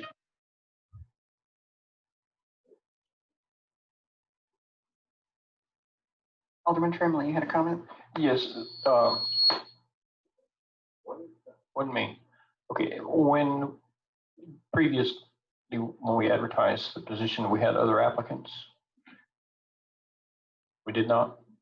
So we've never had any other applicants for the position. We had somebody who expressed an interest, and they lived here in the neighborhood. And once there was a discussion, I honestly don't know why they didn't pursue that, but they didn't. And so we did advertise outside the city. I can't answer the question. No, we didn't. Other than one response, and it's only because they lived here that they knew about it. But in advertising, no responses. Okay, I have a comment on that. No, not that one. Yeah, a comment on that. Obviously, in my auto repair business, I speak to a lot of people, and there's 3 gentlemen that I can tell you right now that are interested without advertising. And so when the word gets out, the people in the neighborhood will respond.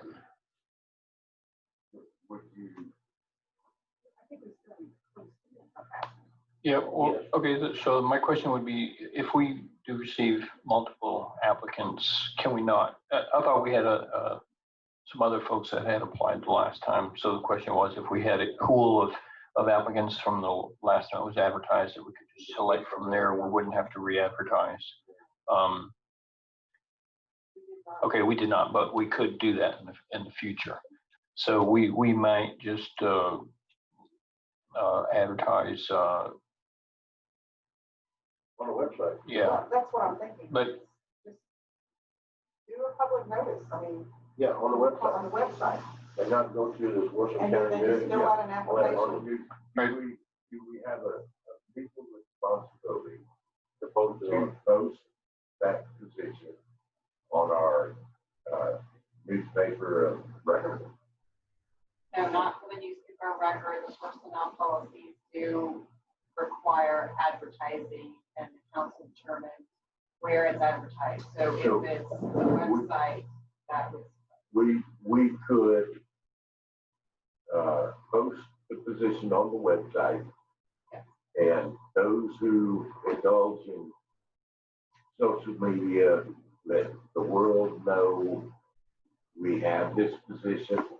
I think that's what we did, and that would more than meet our legal requirements. right, the reason for the question was that so we could speed up the hiring process. I know that Chris needs some help. Okay. Probably would need to set some timeline. We're accepting applications from this point to this point, see what you get. And then, if we need to extend that, then we can certainly do that. Sure. Let's begin with that in a timeline so that we can address this at our next meeting. I was just going to ask if the motion can include who can do the interviewing, or does it need to come back to council or on who can do the interview? It should be a council member and possibly Chris. At a minimum. I would agree, and if you recall from our meeting, who's got the camera? Hang on. Maybe, you think it's me?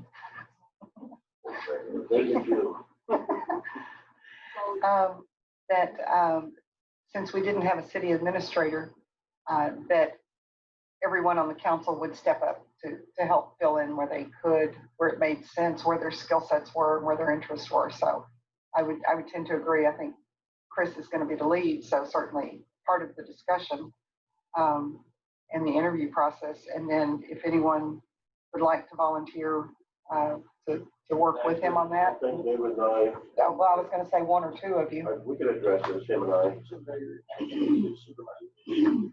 Yeah, I think we can have one. We'll need back up, for now. So there is a motion on the table by Alderman Rapino to accept the resignation of Mark Maldonado and to post for to fill that position. Do you want to expand on that as to where and timeline? Yes, the timeline from application to closing of the posting should be 12 days. Is that what we said? And that there should be a council member and Chris Maldonado at least one council member and Chris Maldonado to conduct the interview process. Policy also requires a deadline, the applicant to respond, and the content that we advertise on the council would like to see in that, such as qualifications, responsibilities. We could use the last one that we used before. Yeah. Same thing. That instead of And then, so probably on his motion to include begin advertising on this date and end on this date. advertise on this date, end on this date with a deadline of another date. How long the advertisement will be open. The deadline, content of the advertisement. Before we make a final motion, how long will it take to post to the website? Can it be posted tomorrow? Oh, yeah, I can be posted tonight. Okay.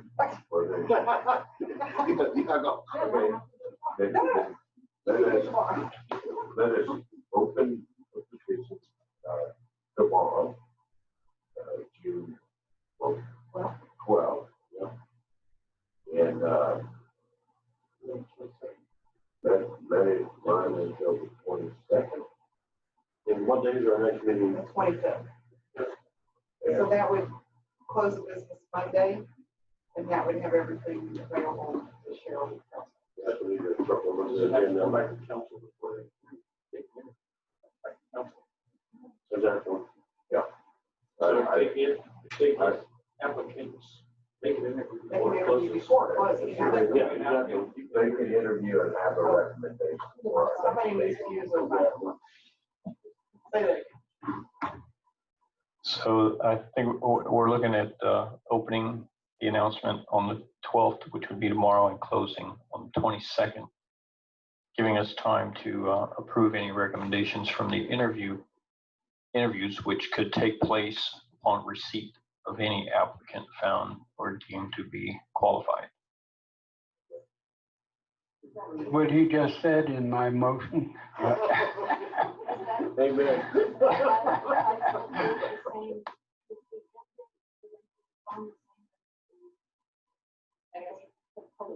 Clarification is the deadline to respond, the ad closes the 22nd, the deadline closes the 22nd. That's fine. Yeah. Anything after the 22nd is not Right. going to be. Open, must be received by COP. Now, is that, let's talk about that.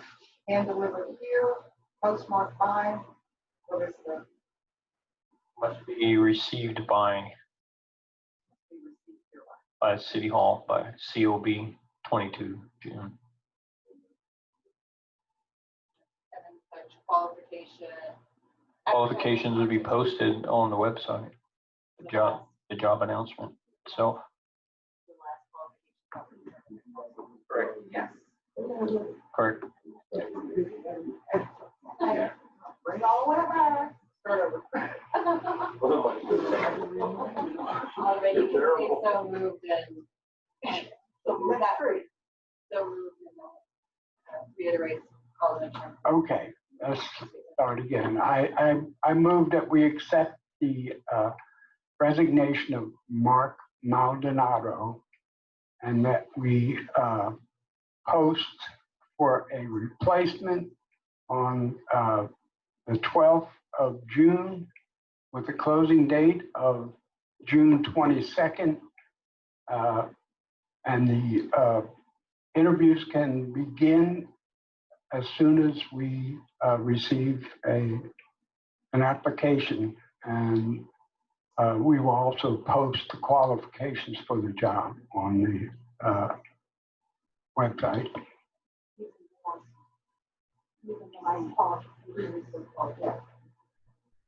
Well, that goes without saying, I think. But using the last qualifications for the job. Okay. Done deal. Okay, so we have a motion by Alderman Rapino to accept the resignation of Mr. Maldonado and to approve posting for the job opening effective June the 12th, closing submissions by June 22nd, and using existing qualifications from the previous posting, and interviews can take place as they are received and scheduled. Second by Alderman Fillinger. All in favor, say aye. Aye. All opposed? Okay, that motion carries. And before moving on, there was discussion of Alderman Yelton and Chris handling the interviews. So that should probably be. Can we do a second motion on that? So we'll do a second motion on who will be conducting the interviews.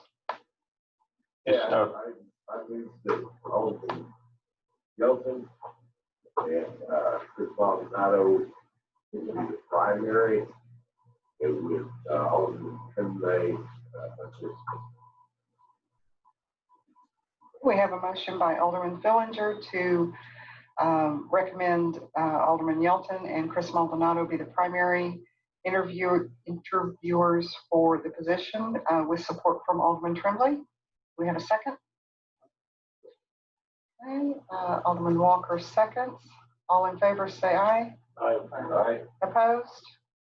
Okay, that motion carries. Sometimes the simplest things take us the longest time. I know. Okay, item 10B, discuss and or possible action on the purchase of a trailer for transportation of the Coyote tractor. Is it Coyote? Okay. So there were some complaints received from 2 citizens who are very vocal at the moment for whatever reasons. And in order to maintain peace and transparency in the city, we have made a decision that Mr. Yelton will no longer be servicing any vehicles in this city, nor will he be offering any of his services or materials or trailers or any of that stuff, just in the interest of kind of keeping the peace out here. So with that said, he had been loaning the city a trailer to move the tractor when it needed to be moved to certain positions. And I do want to say that I appreciate all that Alderman Yelton has done, both as an alderman and as a private citizen, in supporting the city in that capacity for the last 5 years. Of the vehicles that we have, there has never been a major failure because of his attention to servicing the vehicles. So I do want to acknowledge what he has provided for us in the past. But with that said, there's going to be additional costs to the city for making this change. And one of those is the purchase of a trailer in order that this tractor can be moved to the jobs where it needs to go. So I have 3 quotes in front of me. I only have 3. Okay. One that I bought. Which one? I have Big Tex, Hudson, and another Hudson.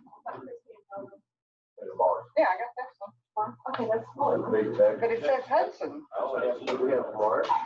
That's Hudson. That's Hudson. We have Big Tex, and we have. I have 2 Hudsons. That's one I gave you all. I don't have a Magnum. I'll see a Magnum online, but they were Okay. So I think Alderman Tremblay was kind of working on this, so I'll turn this over to really you. wasn't, I just went. When I received the packet and I was looking at the quotes, I just thought they were kind of high.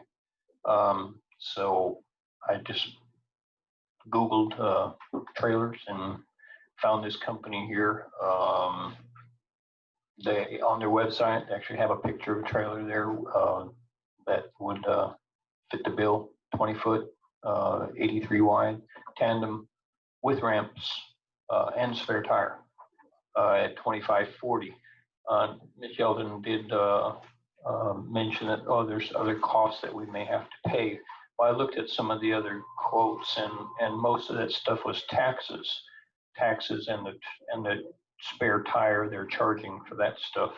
I might see another $100 in here. I don't know that we pay a title fee when we purchase the trailer. Do we pay them a title fee, or is that something we pay when we do the? So we may pay a title fee and a document fee, maybe another $100.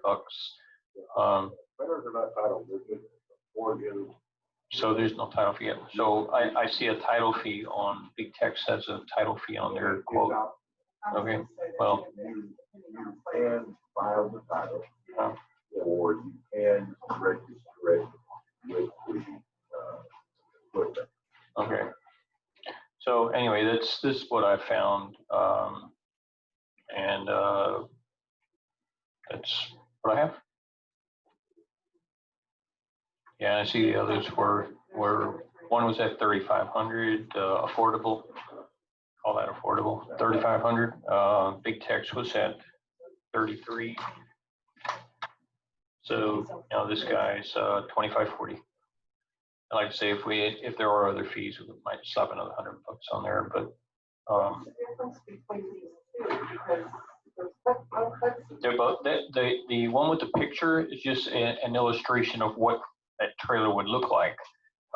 That's when they're on the website. I called about that specific trailer, and he said, "Oh, that trailer's not available anymore." But I'll quote you an identical trailer, same thing. I can get it, and I'll do that price. So it's just an illustration, so a picture of what we're looking at. So with ramps, with spare tire. With ramps, rails, LED lights. Yep, right. I think you could.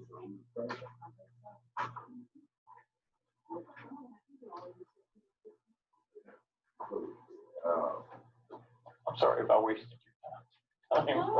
your time. Our time now. Like I say, when I saw it in the packet, I'm like, wow. Yes, I have a question. I mean, do we absolutely think that we need to buy a brand new trailer versus a used one? I wouldn't want to buy used equipment for the city. I want something that's got new axles, new tires, new bearings, the wood. Yeah. I mean, I wouldn't want to buy used stuff. I've never bought a used trailer, a new trailer in my life, but if that's what you desire, that's what I'll go with.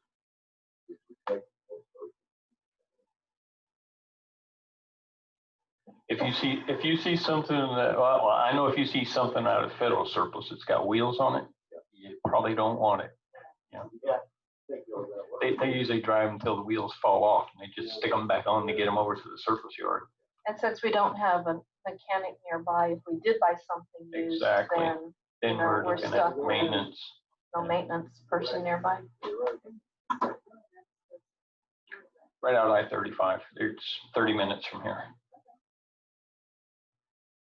I did send him a text when Catherine mentioned to me that there could be other costs. I sent him a text as I was sitting here, asking him if there were additional costs, please let me know. Yeah, I see on the, big tax, next door neighbor,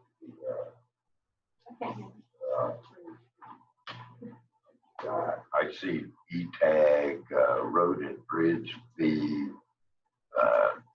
title fee, which we don't need, document preparation, And we're sure this other place doesn't have any of that. and trailer prep. Right, looking at the cost and what the other companies are quoting, no, I don't think so. I found that Big Tex has a tendency to pad their stuff, you know. A lot of people buy trailers from them, but I mean, when they go in there, they pay cash and they get, you know, when I went there, he quoted me $2,800 cash and out the door. And then we got somebody else involved. I talked to a gentleman named Darren, gave me his card, I gave it to the city clerk, and they come back with all this. You know, so don't make any sense.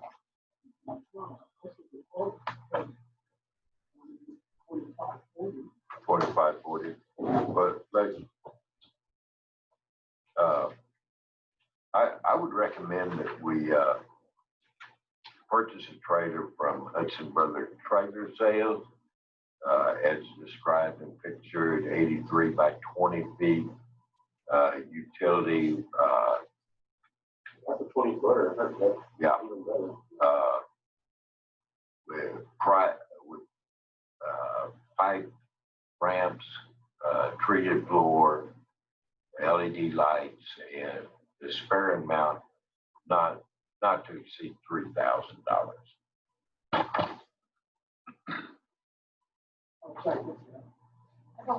You didn't say motion, you said. No, I'm making a recommendation. And How is that different from a motion? no, I'm making a recommendation, and it's I'll move to approve Alderman open. Fillinger's recommendations. open to discussion. Okay, and I wasn't done recommending. be as high as 3,000 or? Cover that. I would hate for somebody to take a check, drive over there, and find out that, well, yeah, well, oh, yeah, I forgot this. That happened. $541. So, you know, and I would like to authorize Chris to make the arrangements, to drive over there and deliver the check.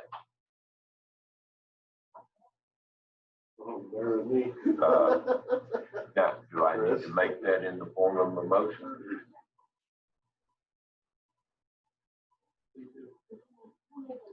So, Dave, this is a 20-footer we're talking about, right? Well, the picture. Okay. So we're still discussing, sir. 20-footer is a very long trailer. I mean, you don't have all the gear we need. And everything he needs. For the weight of the tractor. That's all you need. Yeah. The tractor don't weigh but 20 to 24.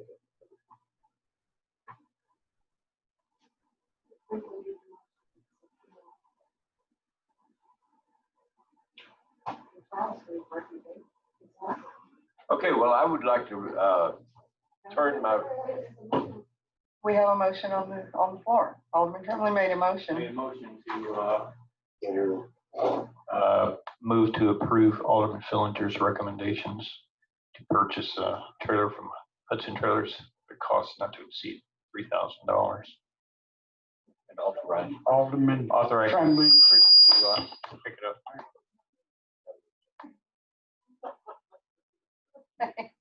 So we have a motion by Alderman Tremblay and a second by Alderman Rapino to purchase the trailer as presented on the quote dated 6/11/20 from Hudson Brothers Trailers for a price not to exceed $3,000. All in favor say aye. Aye. Opposed? Okay, that motion carries. Okay, moving on.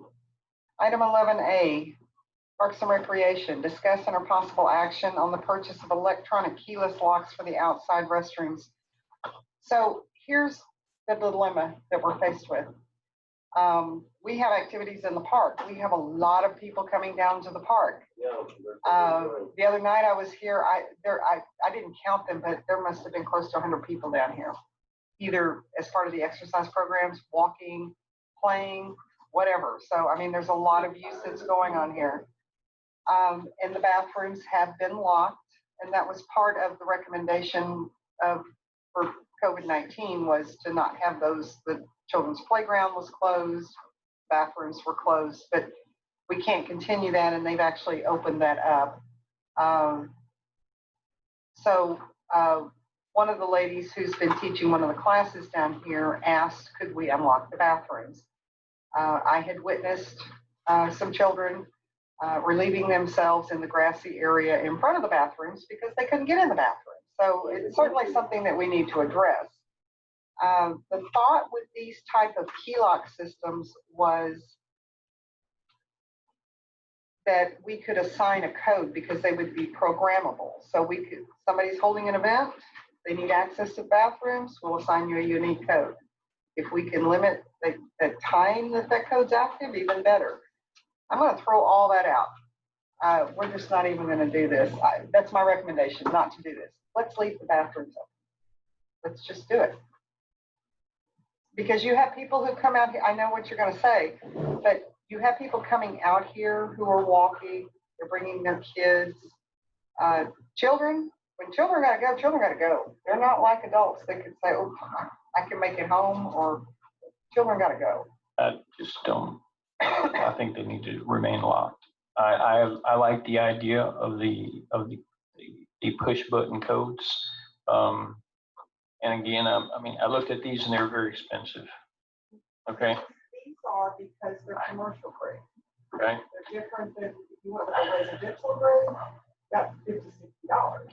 Well, I just got the new issue of Consumer Reports, and lo and behold, they rated smart door locks. There is one available that is Wi-Fi enabled. It'll hold up to 100 codes, and I guess you could program it from the building here. You go down there with your cell phone and you program it. Those are $250, so you're looking at $500 to do the two of them. But this is not with a handle per se. So they're dead bolts. So you just remove the key portion on the. If I may, real quickly, it might put a stop to it. If that door's not closed and the lock engages, what someone still has to be down here to make sure that the door closed for the lock to engage. So what's the benefit of having an automatic lock when the door's wide open? Well, here's the thing about the Wi-Fi. So we don't have Wi-Fi that reaches out there. So we would have to purchase additional equipment to make that work. At my house, I have the residential type ones, and I can program them from my car, my office. I can let somebody in. I can assign a new code to somebody that's coming over, whatever. That's public information though. Yeah, but they don't have a code. So, and the lever is critical because that is part of ADA compliance. It has to be a lever. So if it's a deadbolt, that's not going to work either. But just so you know, the bathrooms have been unlocked all week. Chris, has there been any incident? So I'm leaning towards, and I know we're going to have incidents because we have in the past. It's just the nature of people. Some people are just bad people. We're not going to fix that. But the more people we have here, the more people that are out here utilizing the park, I think that helps deter any vandalism that goes on. Now, if you want to set it so that when maybe the deputy leaves after his night shift, and say, hey, could you go check, make sure nobody's, passed out in there or something, and then shut it and lock it, maybe that might work. I don't know. That would require someone come down on the weekends and open it. Exactly. Because he So doesn't that's come in the other until thing. 2. And we also leave the gate open for that very reason. We were shutting the gate and keeping it locked to stop vandals, and then nobody could get in, and then I would get a phone call at noon on a Sunday, hey, is the park open? And then I'd have to come down and unlock it. So And the vandals come in. they don't come through the main gate anyway. Exactly. Yeah. Exactly. We're fighting two battles here, so. Yeah. The more I thought, originally I thought this might be a solution. I'm of the opinion that people that want to be in the park will be in the park. The vandals come in through other areas. The more people we have in and out the main gate, I think the less vandalism we're going to see. If somebody wants to come out with their flashlight and walk the trail at midnight, let them walk the trail at midnight. But they're not gonna, they're gonna use the bathroom, right? You know, But we all know why they're locked again. We do know why they were locked to begin with, and there's very valid reasons for that. But I think I'm leaning towards the child is now learning to walk by itself a little bit better, and we're going to have to let go of the hands, and we're just going to have to let things happen. And to be honest, I think that the public paying attention, they'll be more outraged if there's vandalism than we will be, because this is their taxpayer dollars. This is their public park. And people are using the park now. Yes, they are. Yeah, they're able to use it. they're actually enjoying it. Exactly. And I like that. Yeah. I drive too many evenings before dusk and just see what's going on. And then Somebody here, you know, for sure. Every day. You know what I mean? Yeah. It's just not like when I'm vigilant about this. Yeah. Exactly. Beautiful thing. The only incident we had was someone locked I guess it must have still been locked, and then when they shut the door, but Is there someone, a way to disable that? well, they gotta be able to lock the door when they're in there. Oh, well, that's true too. Well, but, okay, so there's an option. Let's put like a little latch on the inside or a slide bolt or something and take the locking mechanism out. That way you can have the privacy, but Lock you the gotta door. get out. That's You have true. Just like Walmart. Yeah. Walmart Park. So for this discussion, unless someone feels otherwise, I'm going to recommend we take no action on item 11A. I don't see a point in spending a lot of money on some keyless locks unless somebody has any other ideas. I agree. Okay, so we'll do no action on that one then. Okay, item 11B. Discuss and or possible action on the children's playground equipment. This is Alderman Rapino and Alderman Fillinger.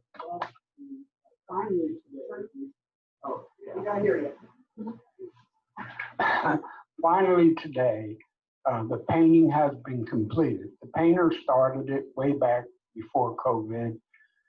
He got sick painting it.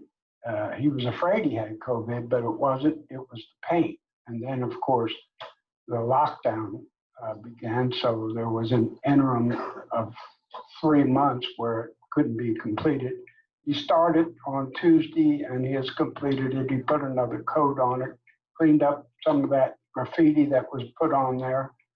And so it looks pretty decent. I was down there looking at it. I mean, it's doesn't look brand new, but yeah, I know.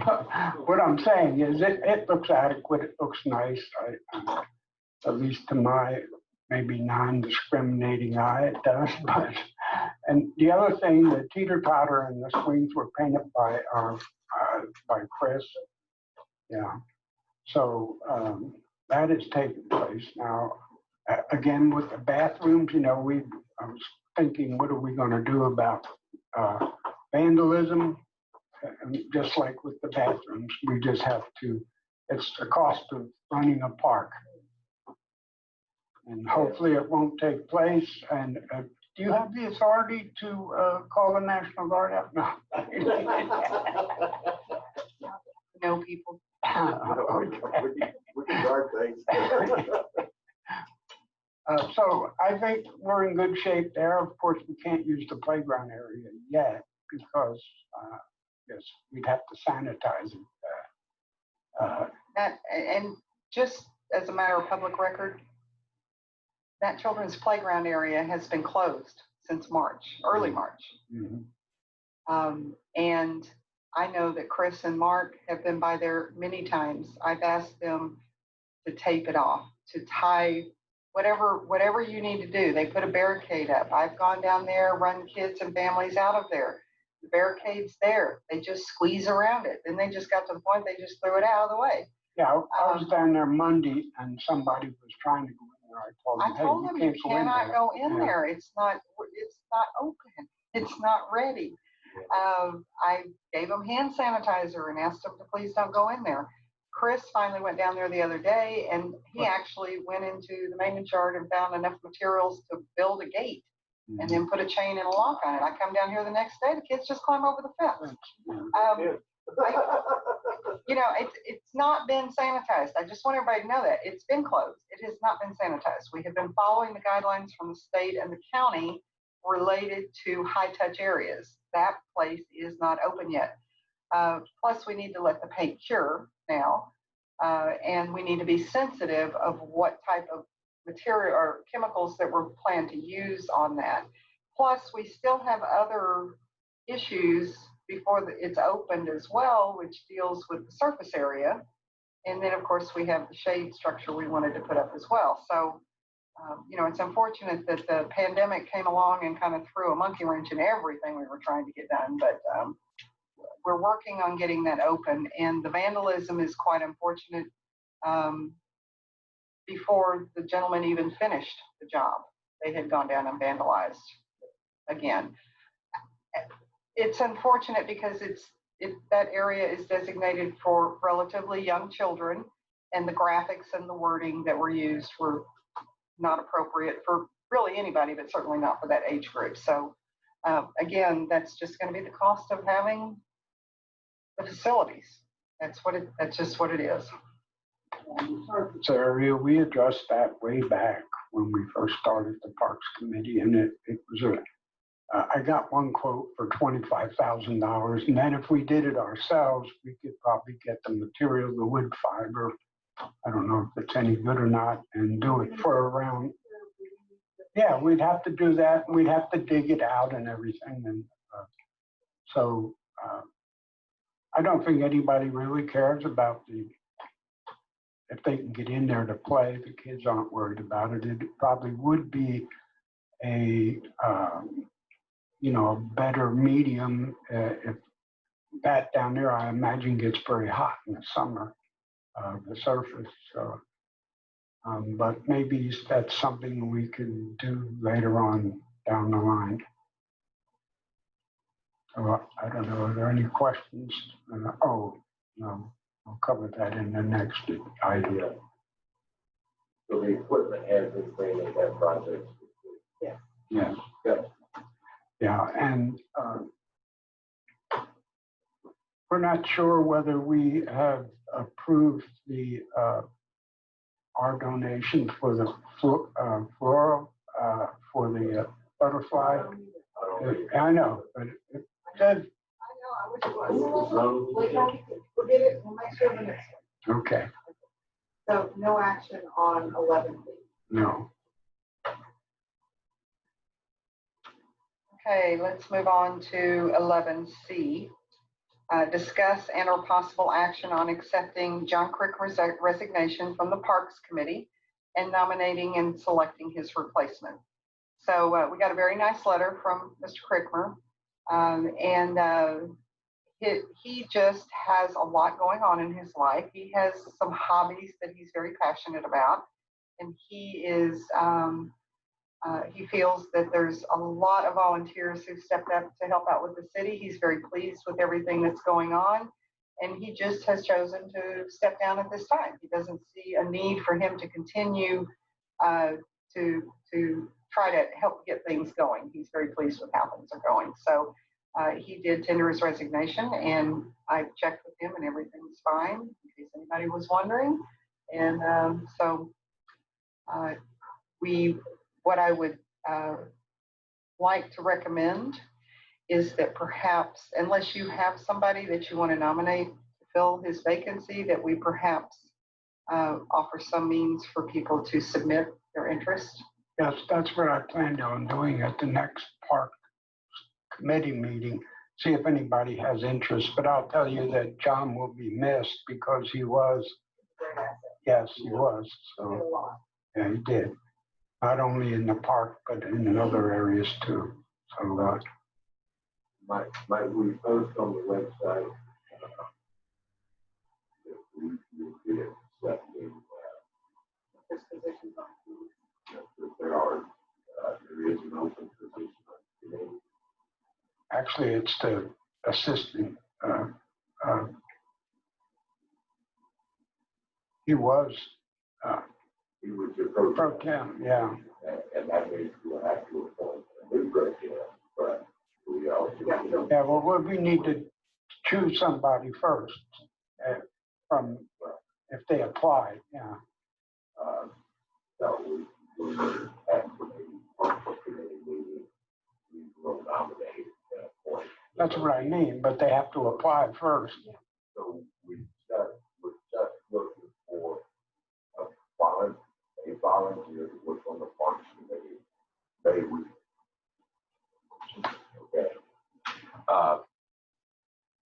May we post on the city website that we are looking for a volunteer to work with the Parks Committee. Let me go ahead and make a motion. Regretfully, accepting John Crickmer's resignation from the Parks Committee, I move that we accept the resignation and we post on the website, we're seeking for a volunteer to work with the Parks Committee.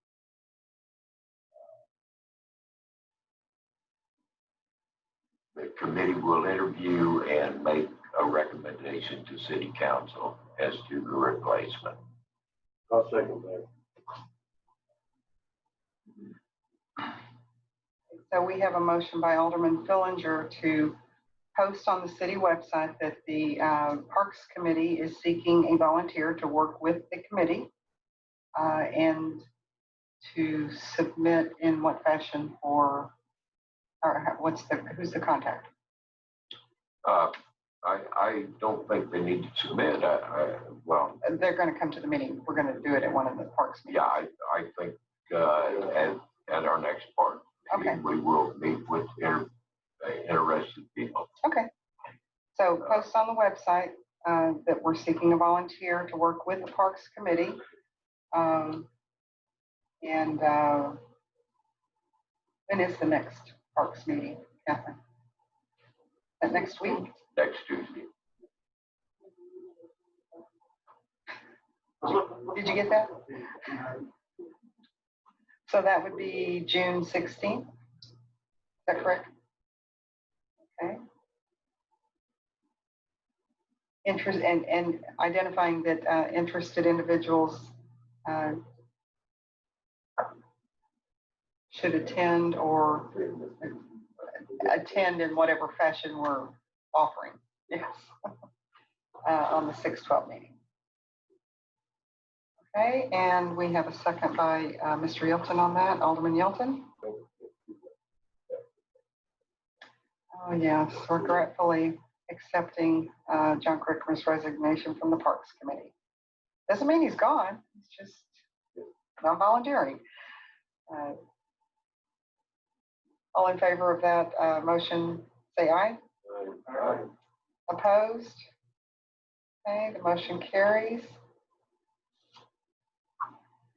Item 12A, discuss and possible action on accepting John Cricker's resignation from the Planning and Zoning Commission and nominating and selecting his replacement. So you can see he was a busy guy. He was helping out in a number of different ways.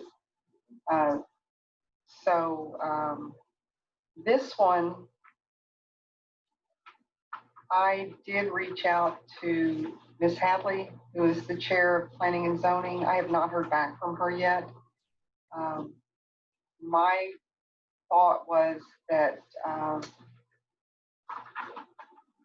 the Planning and Zoning Commission should determine, would they not need to accept the resignation first? It's all through council. Okay. And the nomination as well? The nomination can be. Okay. I don't know when his term expires, but whoever replaces him would just be For the remainder of the, okay. So it would be a unexpired. Does anyone here have anyone that has expressed an interest or yes, no? I would like to think that we could advertise that also on the website for anyone who may be interested in participating. Of course, if you know somebody that you think might be a good fit for that, reach out to them and encourage them to do that. Unless someone has any other ideas.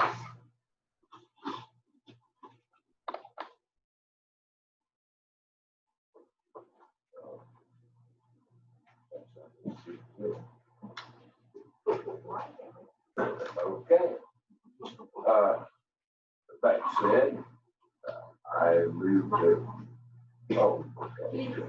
Everybody else off. Okay. That said, I move that we accept John Cricker's resignation from the Planning and Zoning Commission, and that we advertise on the city website seeking volunteers to interview with or to apply to the Planning and Zoning Commission, and they select and recommend. Okay. Okay. The motion is we accept John Cricker's resignation from the Planning and Zoning Commission, advertise on the website that we're accepting applications for the Planning and Zoning Commission at the next city council meeting to be held on June 25th.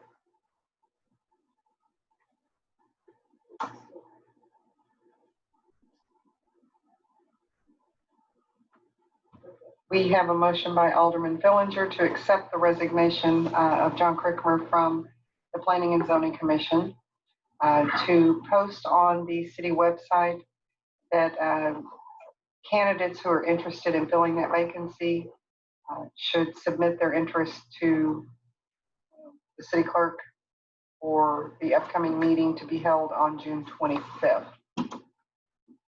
And do we have a second on that? Alderman Walker seconds. All in favor say aye. Aye. Opposed? Okay, the motion carries. Item 12B. This is, sorry.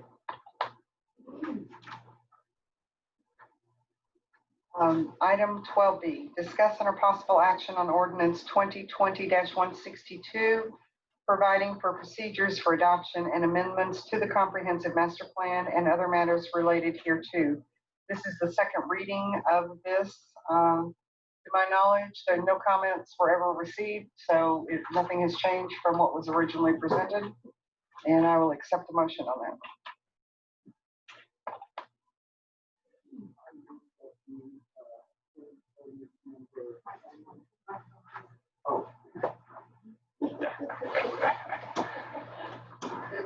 I move that we approve ordinance number 2020-162, an ordinance of the City Council of the City of Sandy Oaks, Texas, providing for the procedures for adoption and amendments to the comprehensive master plan and other matters related thereto. we have a motion by Alderman Rapino to accept ordinance 2020-162 as presented. Do we have a second? We have a second by Alderman Tremblay. All in favor say aye. Aye. Opposed? Okay, the motion carries. And our last order of business is to adjourn, and it is 8:52 p.m. and we are adjourned. Thank you, everyone.